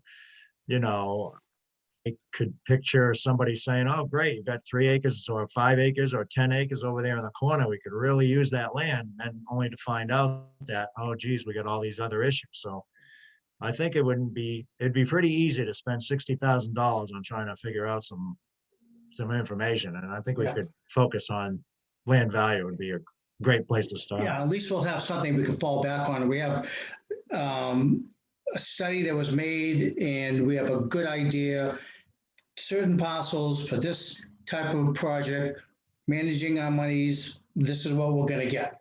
We don't wanna cheat ourselves or overcharge somebody. I mean, we wanna be fair in this endeavor, Yes. to bring more people in, so. Yeah, I agree. Beth, you had your hand up earlier. Yeah, I think that, more information is always a good thing. And so figuring out where we're at right now, Fitchburg in a lot of places is kind of a hot market. And I think we should take advantage of that and, see what our options are. Yeah. All right. So what would you like to see from us out of this meeting, Mary Jo? Would you like us to our intentions would be to move forward?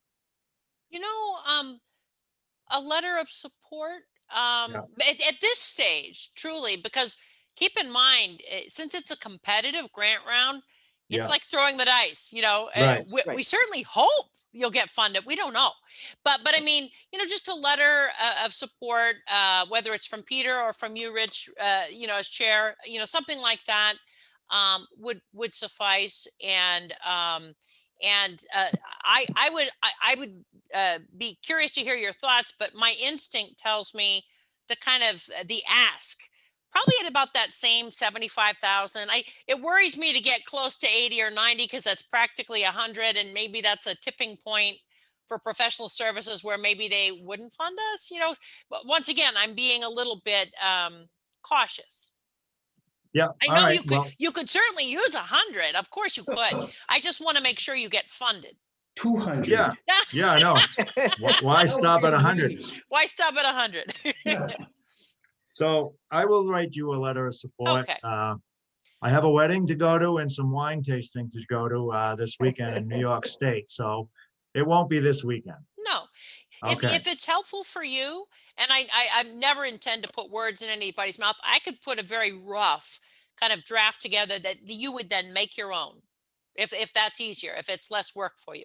If you want to write one, you know, so I can put either just some basic points about what the site readiness program is, and then you can kind of make it your own. That's great. Okay. Keep it blunt. Blunt. Thank you. Simple is good. All I right. don't know. It might be more interesting if he writes it after the wine tasting. I'm sure it will be. Mary Jo, thank you very much for your participation. We appreciate it. Thank you, Mary. Thank you. We're going to go into old Yeah. business. Chair. Yes. Sorry, just a silly question, might be a silly question. Is it Nope. appropriate to write a letter before we know exactly what land is going to be non-aeronautical? Because once the airport master plan's done, every piece of land might be aeronautical. True. You know, just thinking about it. I think we can approach this as looking for grant money for market analysis. Yeah. We don't have to All around denote between aeronautical and non-aeronautical at this point. Okay, that's fair enough. Yeah, mean- it didn't seem like she was saying directly to us where the funds were gonna go. It could have gone to either side of the board. I mean, we can take it, get an analysis of what our property's worth if we want to go in that direction. Use it, you know, to Yeah. at least give us a baseline. We don't have a baseline. I mean, she did allude to the fact that it is the Development Commission. So the development of property.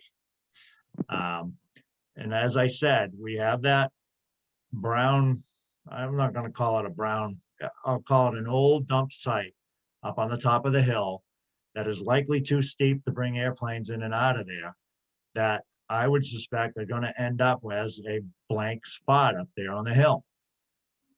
Maybe I'm wrong, but you know, it's years and years away for us to be able to develop that if we don't have some kind of help. And that's where I would be going with this. You know what I was hoping that money was gonna be for? What's that? Another trip to Florida? No, our hangars, you know, No, municipally run hangars. yeah, But I know we're looking for big cash for that. yeah, That's down the road. all right.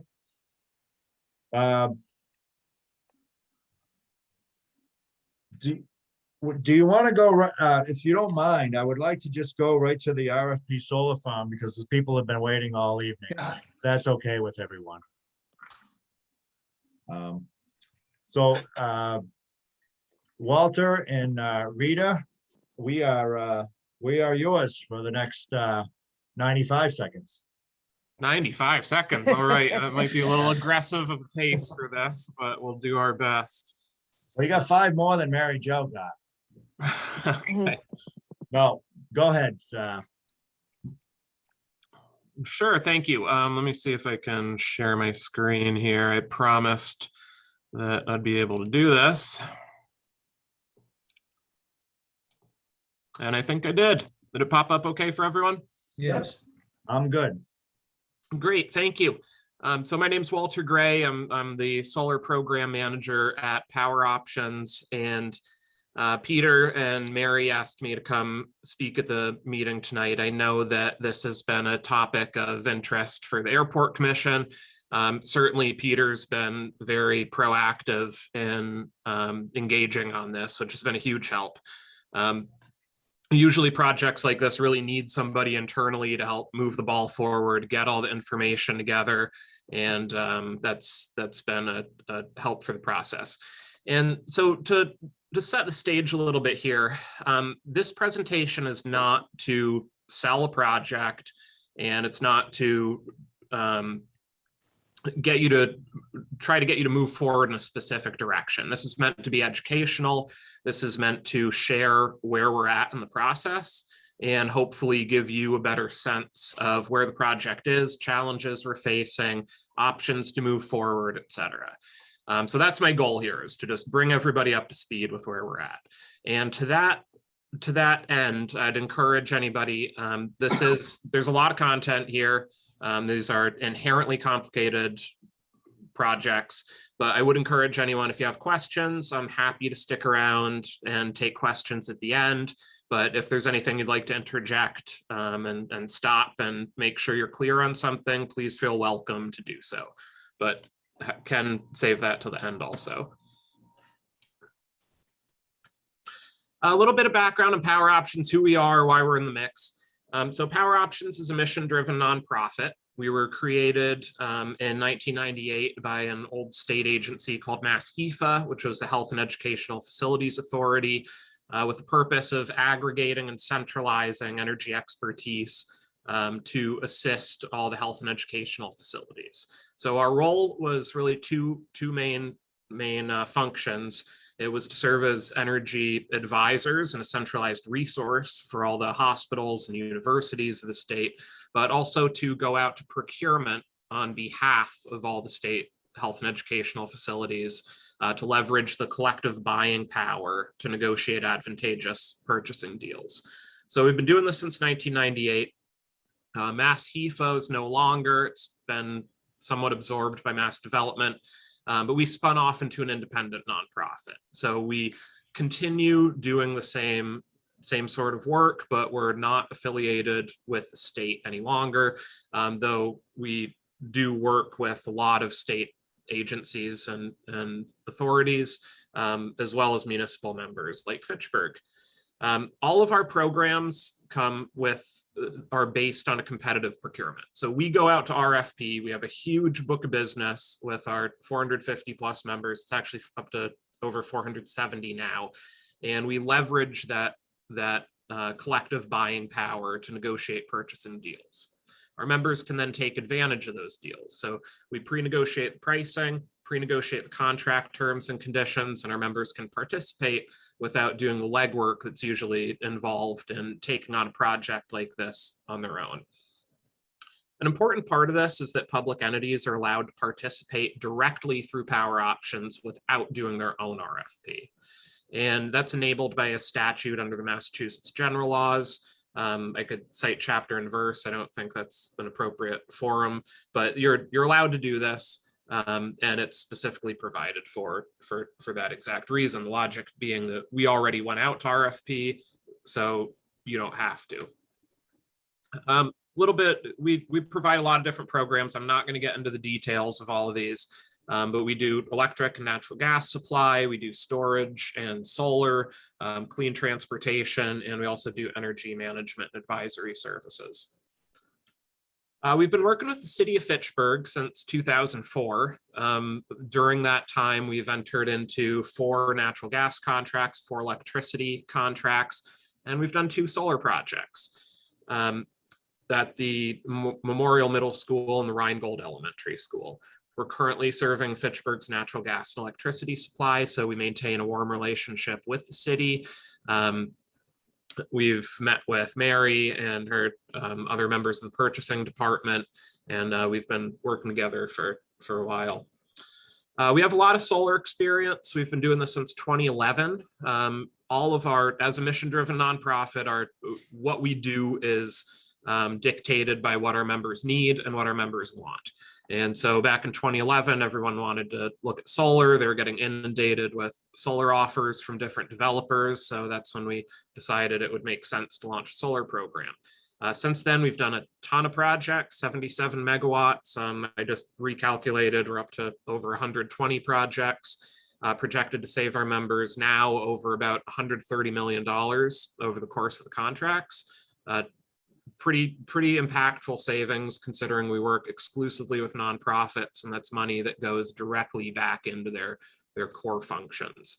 We've done all sorts of projects. Our current partner in solar development is a company called Select Energy, and we picked them via an RFP process.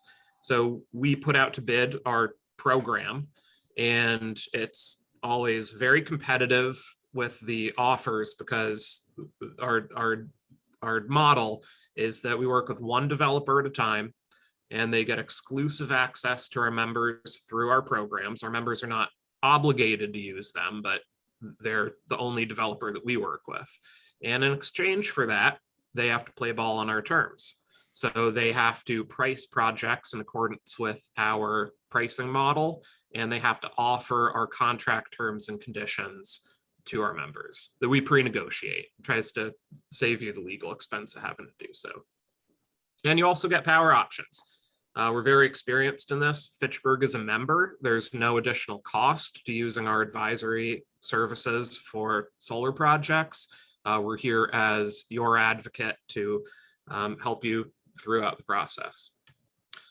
So that's what I'm doing here, how I came to be in this mix. Peter had a meeting with our Rita Moran, who's also on the call, and I think she told Peter about our solar offering, and seems to be something that you're interested in anyway, so it seemed like a natural fit. So getting into the meat and potatoes a little bit of what we want to talk about, my goal here is to talk about what would be involved in an RFP process. So it makes perfect sense that you'd think going to RFP would be the way to go for this. You go to RFP for everything. You don't go with the first offer that's put in front of you. Seems to make sense to go out for a market check just to make sure that what you're getting is competitive with the market, and that makes perfect sense. My opinion is that, and call me biased toward our programs, I am, because I think that that's really the best way to go. And my aim here is to share my thinking on that regard. So going out to RFP for a solar project like this would be very difficult. The primary reason that it would be so difficult is because of the amount of unknowns involved. So solar projects are pretty simple to actually build the project, but there's a lot more to it. There's interface and getting the state incentives. Our current state incentive program in Massachusetts is called the SMART program, and it pays the solar developer for all the energy that the system produces over the years, but it's not a fixed amount. We have a good idea of what it will be, but it's not certain. The biggest probably unknown in this, and the reason for the complication, is with interfacing with Unitil, the local utility. So Unitil manages the grid in Fitchburg. And for any solar project or any other distributed generation project, the way it works is when you plan out the project, you then submit an application to Unitil, and Unitil's engineers do some modeling and studying the local grid and come back and tell us whether the project is good to go or whether any system upgrades are needed. So this can range dramatically. They could come back and say that no upgrades are needed and we're free and clear to interconnect. That's best case scenario. Worst case scenario is completely uncapped. They could come back and say that the local substation needs a significant upgrade in order to accommodate the project, and it's going to cost several $1 million, in which case the project would not be viable. So going out to RFP without that information makes it almost impossible to get a level playing field. You could get developers coming in with different offers of what they'd be willing to pay you for a lease. And then they would have to apply to Unitil for an interconnection application. And Unitil would come back and assess likely a non-zero amount of cost associated with the upgrades. And then they would have to say, okay, well, we came in the RFP with this offer, but based on the Unitil report, now our offer is this. And would be tough to draw a line between what they gave you in the RFP offer and now what the offer is. There are other unknowns. The interconnection costs is the big one that I think could really move it in one direction or the other. Obviously, geotechnical conditions would have to enter. Well, the developer Select would have to, or another developer, if you went in a different route, would have to enter into a payment in lieu of taxes agreement with the Fitchburg assessor. Again, the industry has moved toward a range of a normal range for projects like this, but it's still an unknown, and we won't know until you get it in front of the assessor. Also, regulations, we don't know. There very likely could be FAA regulations applicable to this project, which could add cost. It's something we'll have to figure out. The timeline impact is important here. So through the Power Options program, you're allowed to move now. You can submit for a SMART allocation immediately. Any delay to that could have an impact on the financials and project viability. We'll have a little more on that later, but it's delaying the project to do an RFP could certainly have an impact, and also the positioning for the future.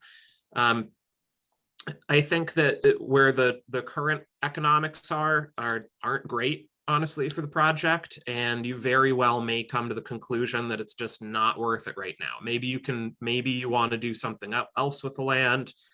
Maybe you don't want to do anything with the land and keep your options open. But if you were to go out to RFP and spend the money and time on doing that, and then there's a new incentive program, state launches something new, or Biden administration comes out with something, then you just have to start from square one. So some further project considerations. I'm going to try to turn my laser pointer on here.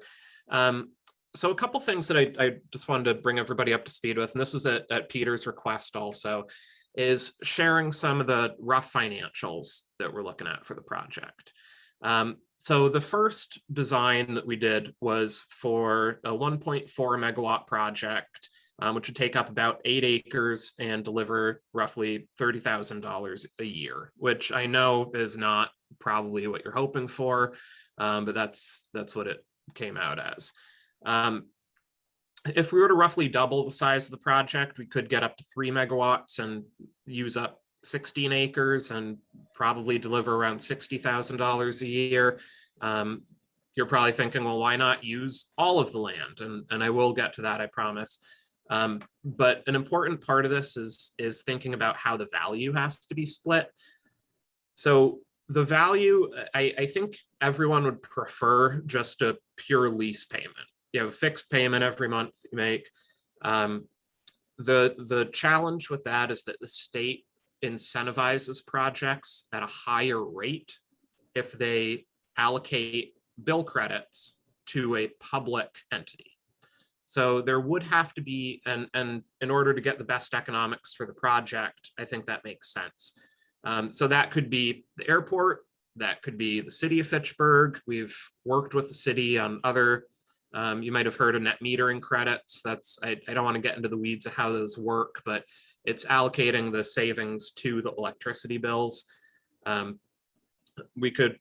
Fitchburg State is another Power Options member. We could bring them in. So there's only so much value in the project. And so we could shift that in whichever direction made sense for you. So we could maximize the lease payment and allocate some nominal amount of bill credits, or move in the other direction. But these would be the all-in numbers.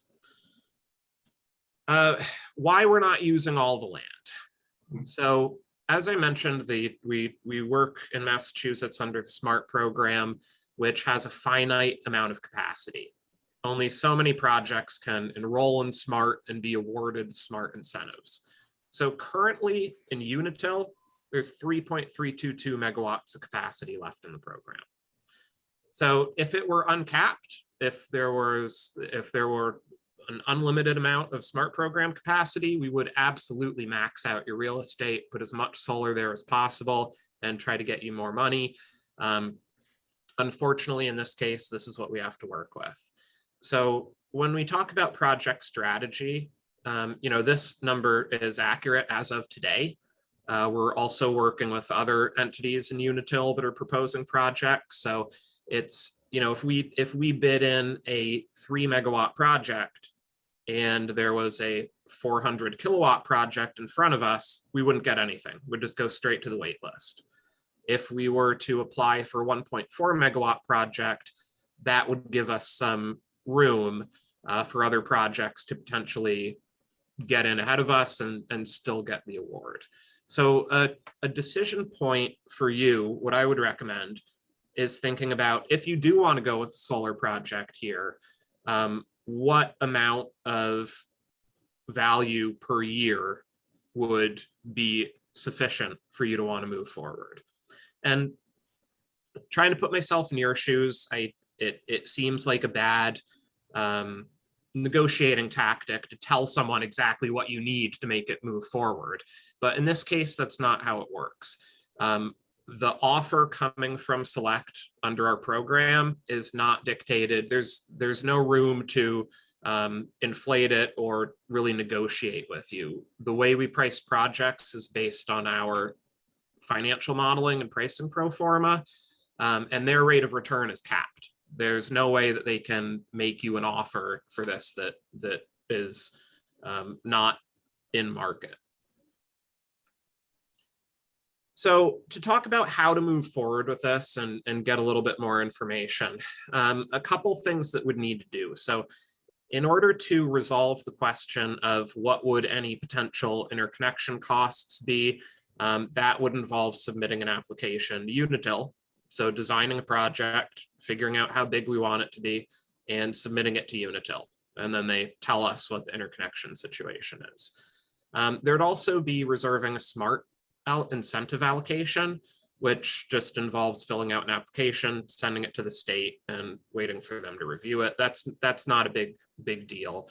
But there'd also be a significant amount of site and regulatory due diligence. So the problem I think we're running into is, I know I've talked to Peter about this, and we want to go out to RFP, great, but it becomes a kind of cart and horse situation where how do you get this information? Well, an RFP would be very valuable, but you can't go out to RFP and have a level playing field where you could get some good quality responses from that unless you give information about the interconnection situation and certain aspects of the site. For example, we're considering a solar project down here, and our initial thought was Peter made us aware that there's a conduit run underneath the runway that we could use, which resolves the big problem of how do we get the power across the runway. So we could do that and interconnect up here.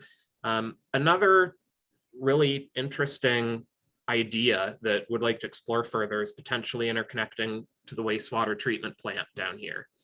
But that would involve crossing the river and running utility lines, and usually around rivers, they're wetlands. So it just takes someone to spend some money on the process in order to get more information about it. So when we think about paths forward, there are two real options here. How it would look going through the Power Options and Select program would be, the first step would be signing a letter of intent with Select. So what this would do is grant Select exclusive access to investigate and develop this project and negotiate with you for a certain term. Because this is a large, complicated project with a lot of factors, it would be for a significant time period. A lot of these due diligence items have to be done in sequence as opposed to all at the same time. And the deal would be that Select gets to look at it, gets exclusive access. They will start spending money. So they will pay for geotech analysis. They will pay for the utility interconnection. They will apply for SMART. They will do all these project due diligence aspects in hopes that it turns into a real project, and they treat that as development risk. That's part of their business model. And Fitchburg's, the airport's obligation would be to negotiate in good faith toward entering into a contract. If at any point something happens where the project looks like it's not viable at this time, then they would cease development. You'd be off the hook, and maybe in a couple years, or maybe when something changes. We could update the financial offer, as I touched on briefly. The way we price offers under our program is that the developer's margin is capped, and that we have full audit rights into all of their numbers. They have to go completely open book with us, so we can make sure that their margin's capped. But this would be able to accommodate any changing circumstances. If we make an offer based on what we anticipate the interconnection costs would be, and they turn out to be different, we can revise that, and it would be a clean pass through in either direction, without any additional developer margin. This is a good option, I think, to just move forward. And in cases like this, I tend to take the approach, keep moving forward until it doesn't make sense anymore.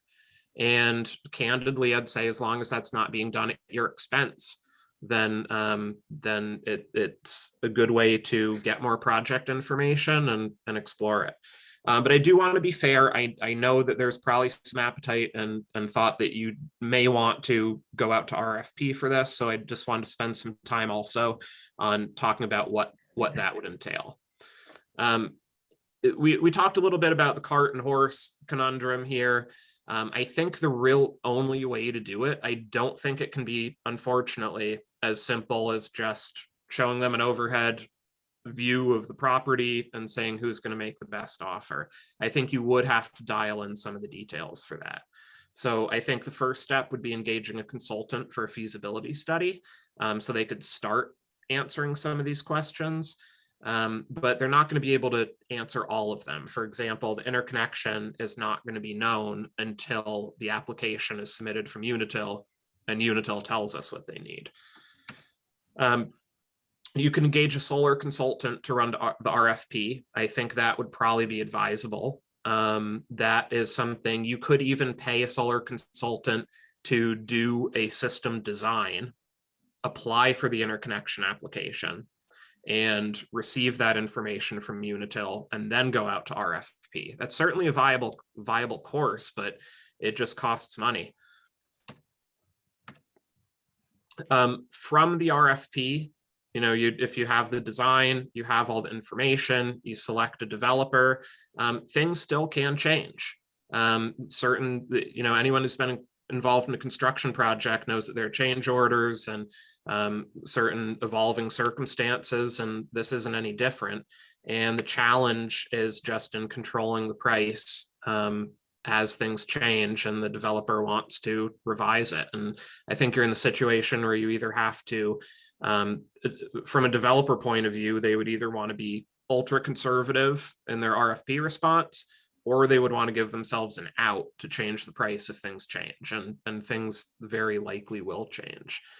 The situation that I really don't want to have happen here is, when I think of your options here, I think of your options are as either going through Power Options and Select, or just punting for now. I just don't think the RFP is a good idea, because I know, and I am asking you to take my word for it to an extent, but I know the offer that Select is making is aligned with the market. That's a very competitive offer given the totality of circumstances. So if you were to go out to RFP, I think the most likely scenario is that you would spend a lot of money on a feasibility study, you'd spend a lot of money on the RFP process, and you'd wind up with an offer that's the same as what Select's giving you. And if that's not good enough to move forward now, then I'm concerned that the RFP would run up the cost for you, and then you'd still wind up just deferring the project. Then it'd be a waste of time, waste of money. That's the content I have to present, but I'm happy to stick around and answer any questions that anyone may have. Yeah, just a quick question. The 2 megawatt scenarios that you gave us at 1.6 and 3.0 or something, 1.4 and 3. For 60,000 or 30,000. But you said if we were to go with a municipal payback through the city, that would increase or not? That's already baked in, unfortunately. It is. Yes. So I guess our conundrum would be, how would we get our $30,000 or $60,000 back from the city? Well, what we could do is, if the city wanted to play ball, they could buy the bill credits for so the bill credits you can think of as, it's savings on your utility bill, and it's essentially it's just like buying a gift card. So if you buy $100 gift card for $90, you're saving $10 on what you'd spend anyway. So what we could do is just shift the either savings on the bill credits or lease payment. So for example, if you wanted to, if the city wanted to play ball, they could take a very, very low amount of savings on the bill credits, and that would maximize the lease payment to the airport. Does that make sense? Yeah. I mean, the bill, we don't spend $30,000 a year in electricity at the airport. Right. So we would have to engage someone else. Yeah.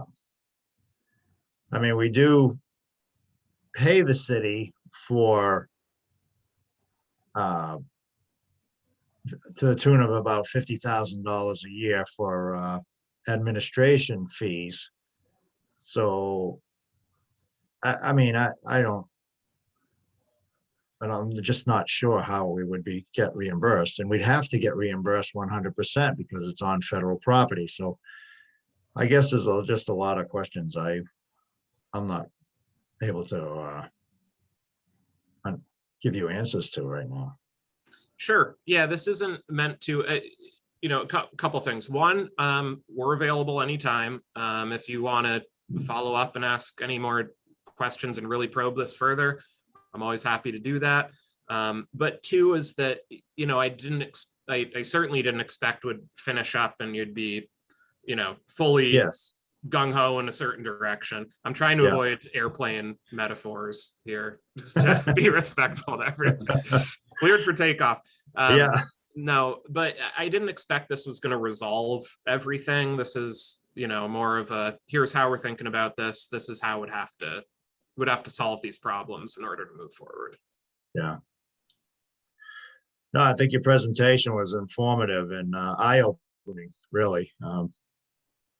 There is a lot of moving parts. I mean, there's a solar farm on the other side of Crawford Street. Right. They must have had a large enough power supply to accept that. It can go either way. Sometimes that's good because maybe they paid for all the system upgrades. Yeah, but we don't know. sometimes maybe they used it all. It Yeah, really right. depends. There's no way to know. Yeah. I think Mr. Kettle has a question. Yes. Thank you. Is SMART an acronym that I missed? Oh boy, yes it is. This is a good pop quiz. Solar Massachusetts Renewables Target. Okay, and you say the constraint is 3.32 megawatt capacity. Yes, remaining in Unitil territory under Right, SMART. but my understanding is that all electricity goes into one grid throughout North America. So why can't we sell it to somebody else? You could sell it to someone else. in theory, but this is just for the incentive program. So this project, in order to get to these economic numbers, we're relying on the incentive program paying the project. So if we were to size a project that was bigger than this, we would not be eligible for the SMART incentive program, and the economics would not pan out. Okay, and from memory, Walter, and please forgive me if I'm wrong, I thought I identified that was about 33 acres and you split it in half. Is that because of the constraint? Yes, that's the only reason. You see, the unfortunate thing here is that, in my opinion, the land that's there can only be used for a solar farm because there's no access or egress from it other than around the end of the runway. So we can't have trucks and traffic going there all the time. That's why we selected this for a solar farm. So, you know, it's just shocking that we can only use half the available land to generate something for the airport when we have that massive 33 acres and we're only using 16. You know, it's shocking, really. I know, and I'm sorry to be the bearer of that news. But No. You look, you're excellent. Your presentation was excellent, Walter, and I thank you for that. I thank you for coming to make it, because Sure. I think everybody has a better understanding of what we're up against, in all honesty. So, you know, I'm disappointed. That's all I can say. Well, Peter, it's worth, you know, that's kind of why I summed it up with, you know, my hope for this is, and I think my fear is that that disappointment would lead you to want to, well, let's go out to RFP and see what someone else could do. And you'd be in the same exact boat, except with a hefty bill to pay. So, you know, I think that at this point, it might just be that we punt for now and keep it in mind. And it's certainly possible that something could change. Like you said, the constraint is an administrative constraint Right. due to Right. the incentive program. Purely. There may be technical constraints too, but you know, this is the one staring us in the face. Right. And that could change. You know, maybe in a year and a half, 2 years, something happens where there's a new incentive program, or maybe there's a federal program that would make this, you know, a large project viable without relying on the state program. Right. And then we could take another look. So it's, you know, bird in the hand is what it is. Don't know what's going to happen in the future. Right. No, thank you for that. Sure. Thank you for that. I mean, I consider my job to try and generate revenue for the airport. And under the circumstances, Mr. Chair, you have the chair, but, you know, I honestly think we should delay it and see what's coming in the future and not take advantage of just half the land now that we can't. That brings something else to mind. If we went ahead with half of it, could we do the other half later? Very potentially. So the only prohibition on phasing a solar project like that is if you were going to apply both of them into SMART. What we've seen in other incentive programs, and there have been other incentive programs in Massachusetts, you may have heard of SREC, which was the previous program. You can't have 2 SMART projects on the same parcel, but you can, under SMART, you can, if you have an existing SREC project, you can make it bigger and then apply into SMART. So Right. That's to say you'd probably be allowed to do that, but I can't guarantee it. They could just make the rule that you can't do that for some reason.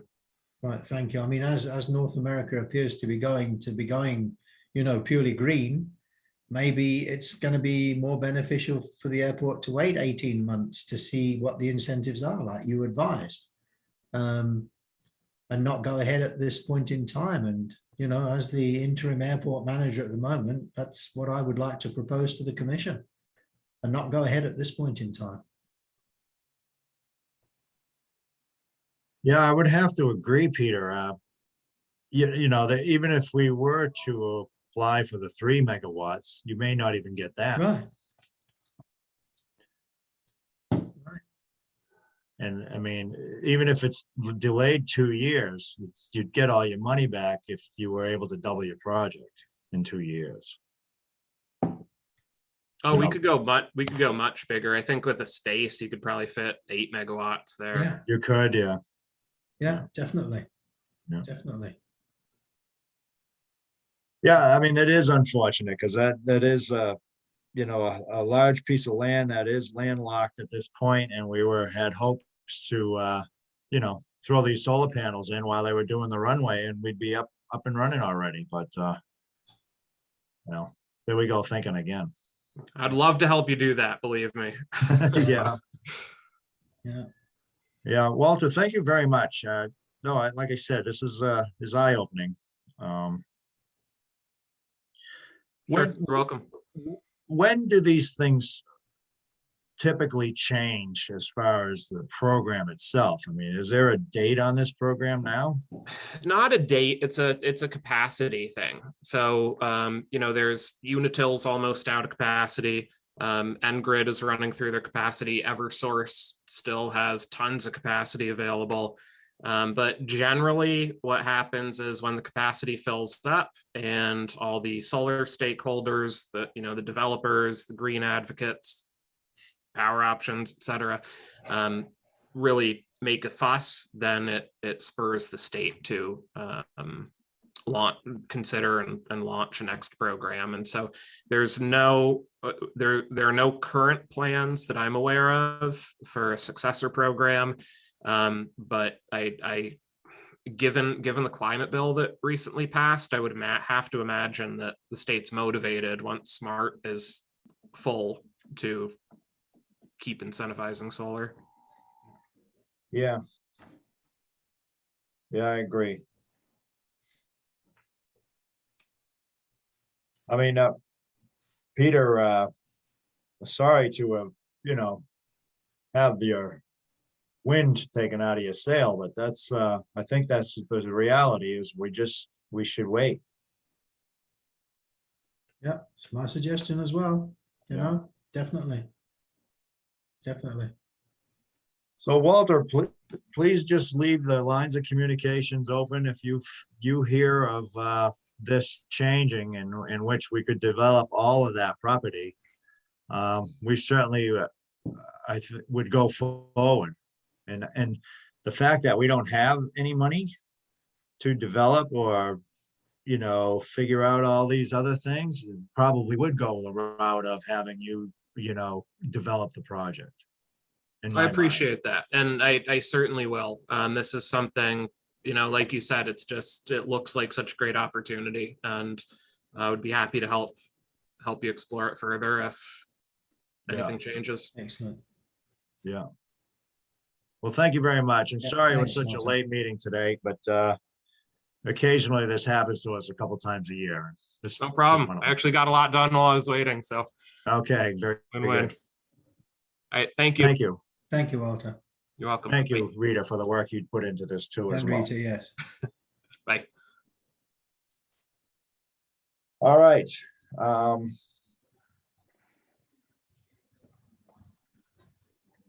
We're gonna go back. That was item C. We're gonna go back to item A, which Can we- of old business. Mr. Chair, can we just thank Mary Delaney for her involvement in this, pulling these Oh, people in to make yes. the presentation? Sorry, you. Mary. So, yeah, thank you for introducing us to this power company. We were quite lost for the last year or so, trying to develop and go on an RFP on our own. And I wished we had known about this sooner. I don't know if the lines of communications were crossed or what, but it seems like we tried to do this a couple of years ago and we got nowhere. So I don't know if there was a reverse course or what had happened. But thank you for introducing us to the power company. We appreciate it. You're on mute. Have a great relationship with Power Options in the 5 years I've been with the city. They've done a lot for us. And I think you were talking about what's different now. They have a new head of their division who's extremely proactive, and they seem to want to increase their relationship with us. So Rita checks in with us probably once a month. I'll make sure that Peter and the commissioners are also looped in, because I do think there might be some federal programs coming. Obviously nationwide, people are looking at climate issues, and if some federal money comes up, Power Options will be the first ones to know about it. And I'll make sure you're one of the first to know about it. Appreciate it. Thank you. Thank you. Thank you, Mary. Thanks, Mary. Yeah, so in the future, Peter, if I do miss anybody, yeah, please let me know. Of course. Of course. I can't wait to get rid of Zoom. But for what, otherwise we wouldn't have any meetings at all. So I should be at least thankful for that, That's right? true. That's correct. And I know Richard Laboratory loves Zoom too. I embrace it. Yes. Good man. All right, old business. Again, that was item C, RFP Solar Farm. We're gonna go back to item A. Joe That we did that. Spinelli plus 5 additional. Yeah, that's done. Yeah. So just to recap that a little bit, that they're more than, it's not just the lease that's the hurdle with them. They're trying to find better flight, I wrote it down. The approach plays. Approach plates, Approach yes. plays, yeah, yeah, definitely. So Definitely. that is a major big deal. I mean, It is a major fuel- big deal. It is a major big deal. Jets are used people for business, not Yeah. pleasure. And they have to go out on a certain day and get it back on a certain day. Well, if Can't wait for the nice day to fly. So if any of you have got time between now and about 10 o'clock tomorrow morning, you want to drive past the airport, there's a Challenger standing in front of the admin building. It's 2 years old. It was like $47 million. It's absolutely gorgeous. It's gorgeous. Really? And the people that actually own the plane is, if you drive down Crawford Street, you'll see Peter on the left-hand side. It's just got Peter up there. It's the Peterbilt tractor oh yeah, company. yeah. They own that plane. Oh wow. And they've recently bought this particular unit on Crawford Street. And they told us they'll be here maybe 2 or 3 times a month. Which is- Tell them to which is come in phenomenal. empty. Oh, Phenomenal. Absolutely. Absolutely.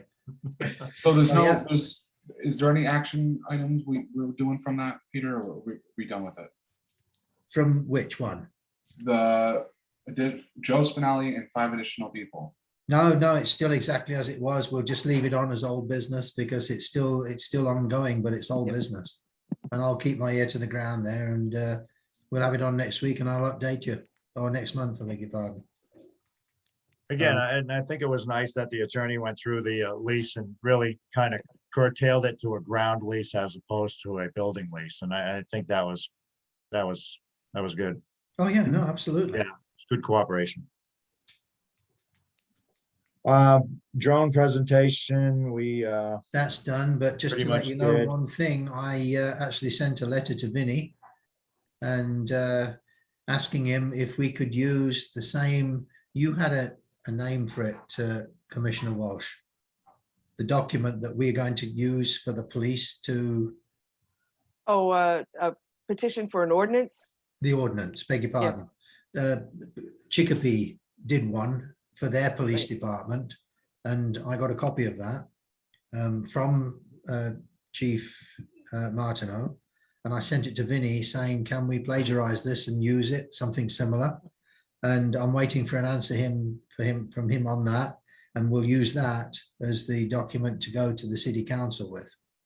And once I've got that done, I'm going to see, as I said, Leominster and Lunenburg, and make the same presentation to them and get them on board as well. So that you could put that down as an action item for me to complete the drone presentations to Lunenburg and Leominster. Please. yeah.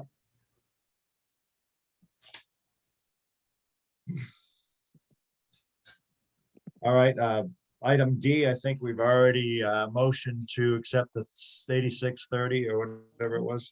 Yeah, Yes, we have. okay. Self-serve fuel farm, old business. We We're went just through that as kinda- well. I've trying got the to get- meeting on Tuesday. Yeah, for the valve. Yes, sir. Is there money being held up because that valve doesn't work? Is that, or is No, it's that, still under closed? warranty. It's still under warranty. But the Um, project's closed? The project is closed, but it's still under Yes. warranty.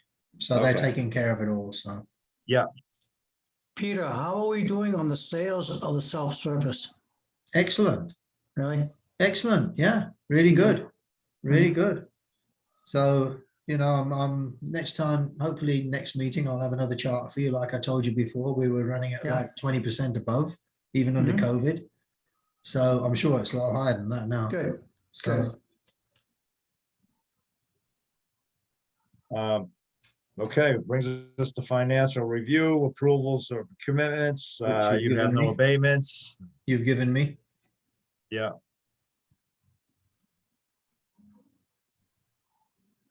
Manager's operation report, item G. I think we've done it all, Yeah. to be honest, tonight. Yeah. Unless anyone's got any questions on anything that we've discussed, but Nope. we've just Peter, thought about them. Peter, one question for you regarding all our rents and everything. I know for a while there, people owed us large sums of money for their buildings, their leases or whatever. Are we pretty even now with everybody on that? Do everybody huge and still outstanding? Nobody owes anything. Okay. That And was a you, worry you, for you, quite a you while. you missed last month's meeting when you were dangling your toes in California. Yeah, or I always whatever it missed the was. big ones. And when you lost your minutes in the water. I always missed the big ones. I was just gonna say, Rich, I do have your email and I forwarded it again to you, so you have it. Beautiful, thank you. Thank you, David, appreciate that. David, could you send that to him again tomorrow, please? Hey, If that is your request, Mr. Chair, I will. do Yeah. that again. I think every other day would probably be good. Oh, All right. I'll make a calendar item. Executive session, I don't know that it needs to be on this anymore, but certainly We not have to at put this. it, we have to put it on there just in case we have one. Yeah. I understand that's correct. Yeah, Oh, you are okay. correct. Yeah. All right, Thank you. It's got to be on there just in case we do put it on, so. okay. All right. Date and time of next regular meeting is June 23rd, 2021, 6 PM. I believe live. live, and I believe it's going to be at the administration building, Legislative building. legislative. Yep. So that's the building right next to City Hall. I don't, Nick, you've been to City Hall before, yes? Have to I'm unmute. on mute. I have only been to the relocated city hall. Oh, I've okay. never been to the actual building itself, so All right. I'll be excited to see it. I've heard some great things about the renovations that have happened. Yeah, I have not seen the inside of the new City Hall yet, but Oh, Is The, the city hall open yet? yes. Oh, we actually could go in? Not you, Rich. Hey, Also, for those that have not been, there's pretty convenient parking. If you go around on the Boulder side of behind the city hall, there, just go up. What's the name of that? What's the name of that street? Cook? No, Wood Street. Street. There's convenient parking there. So don't park on the street. You don't have to. There's good parking. Where's the retirement board hiding out? who cares? I don't know. I have to go. I got a letter over here. All right. Motion to adjourn, please. So moved.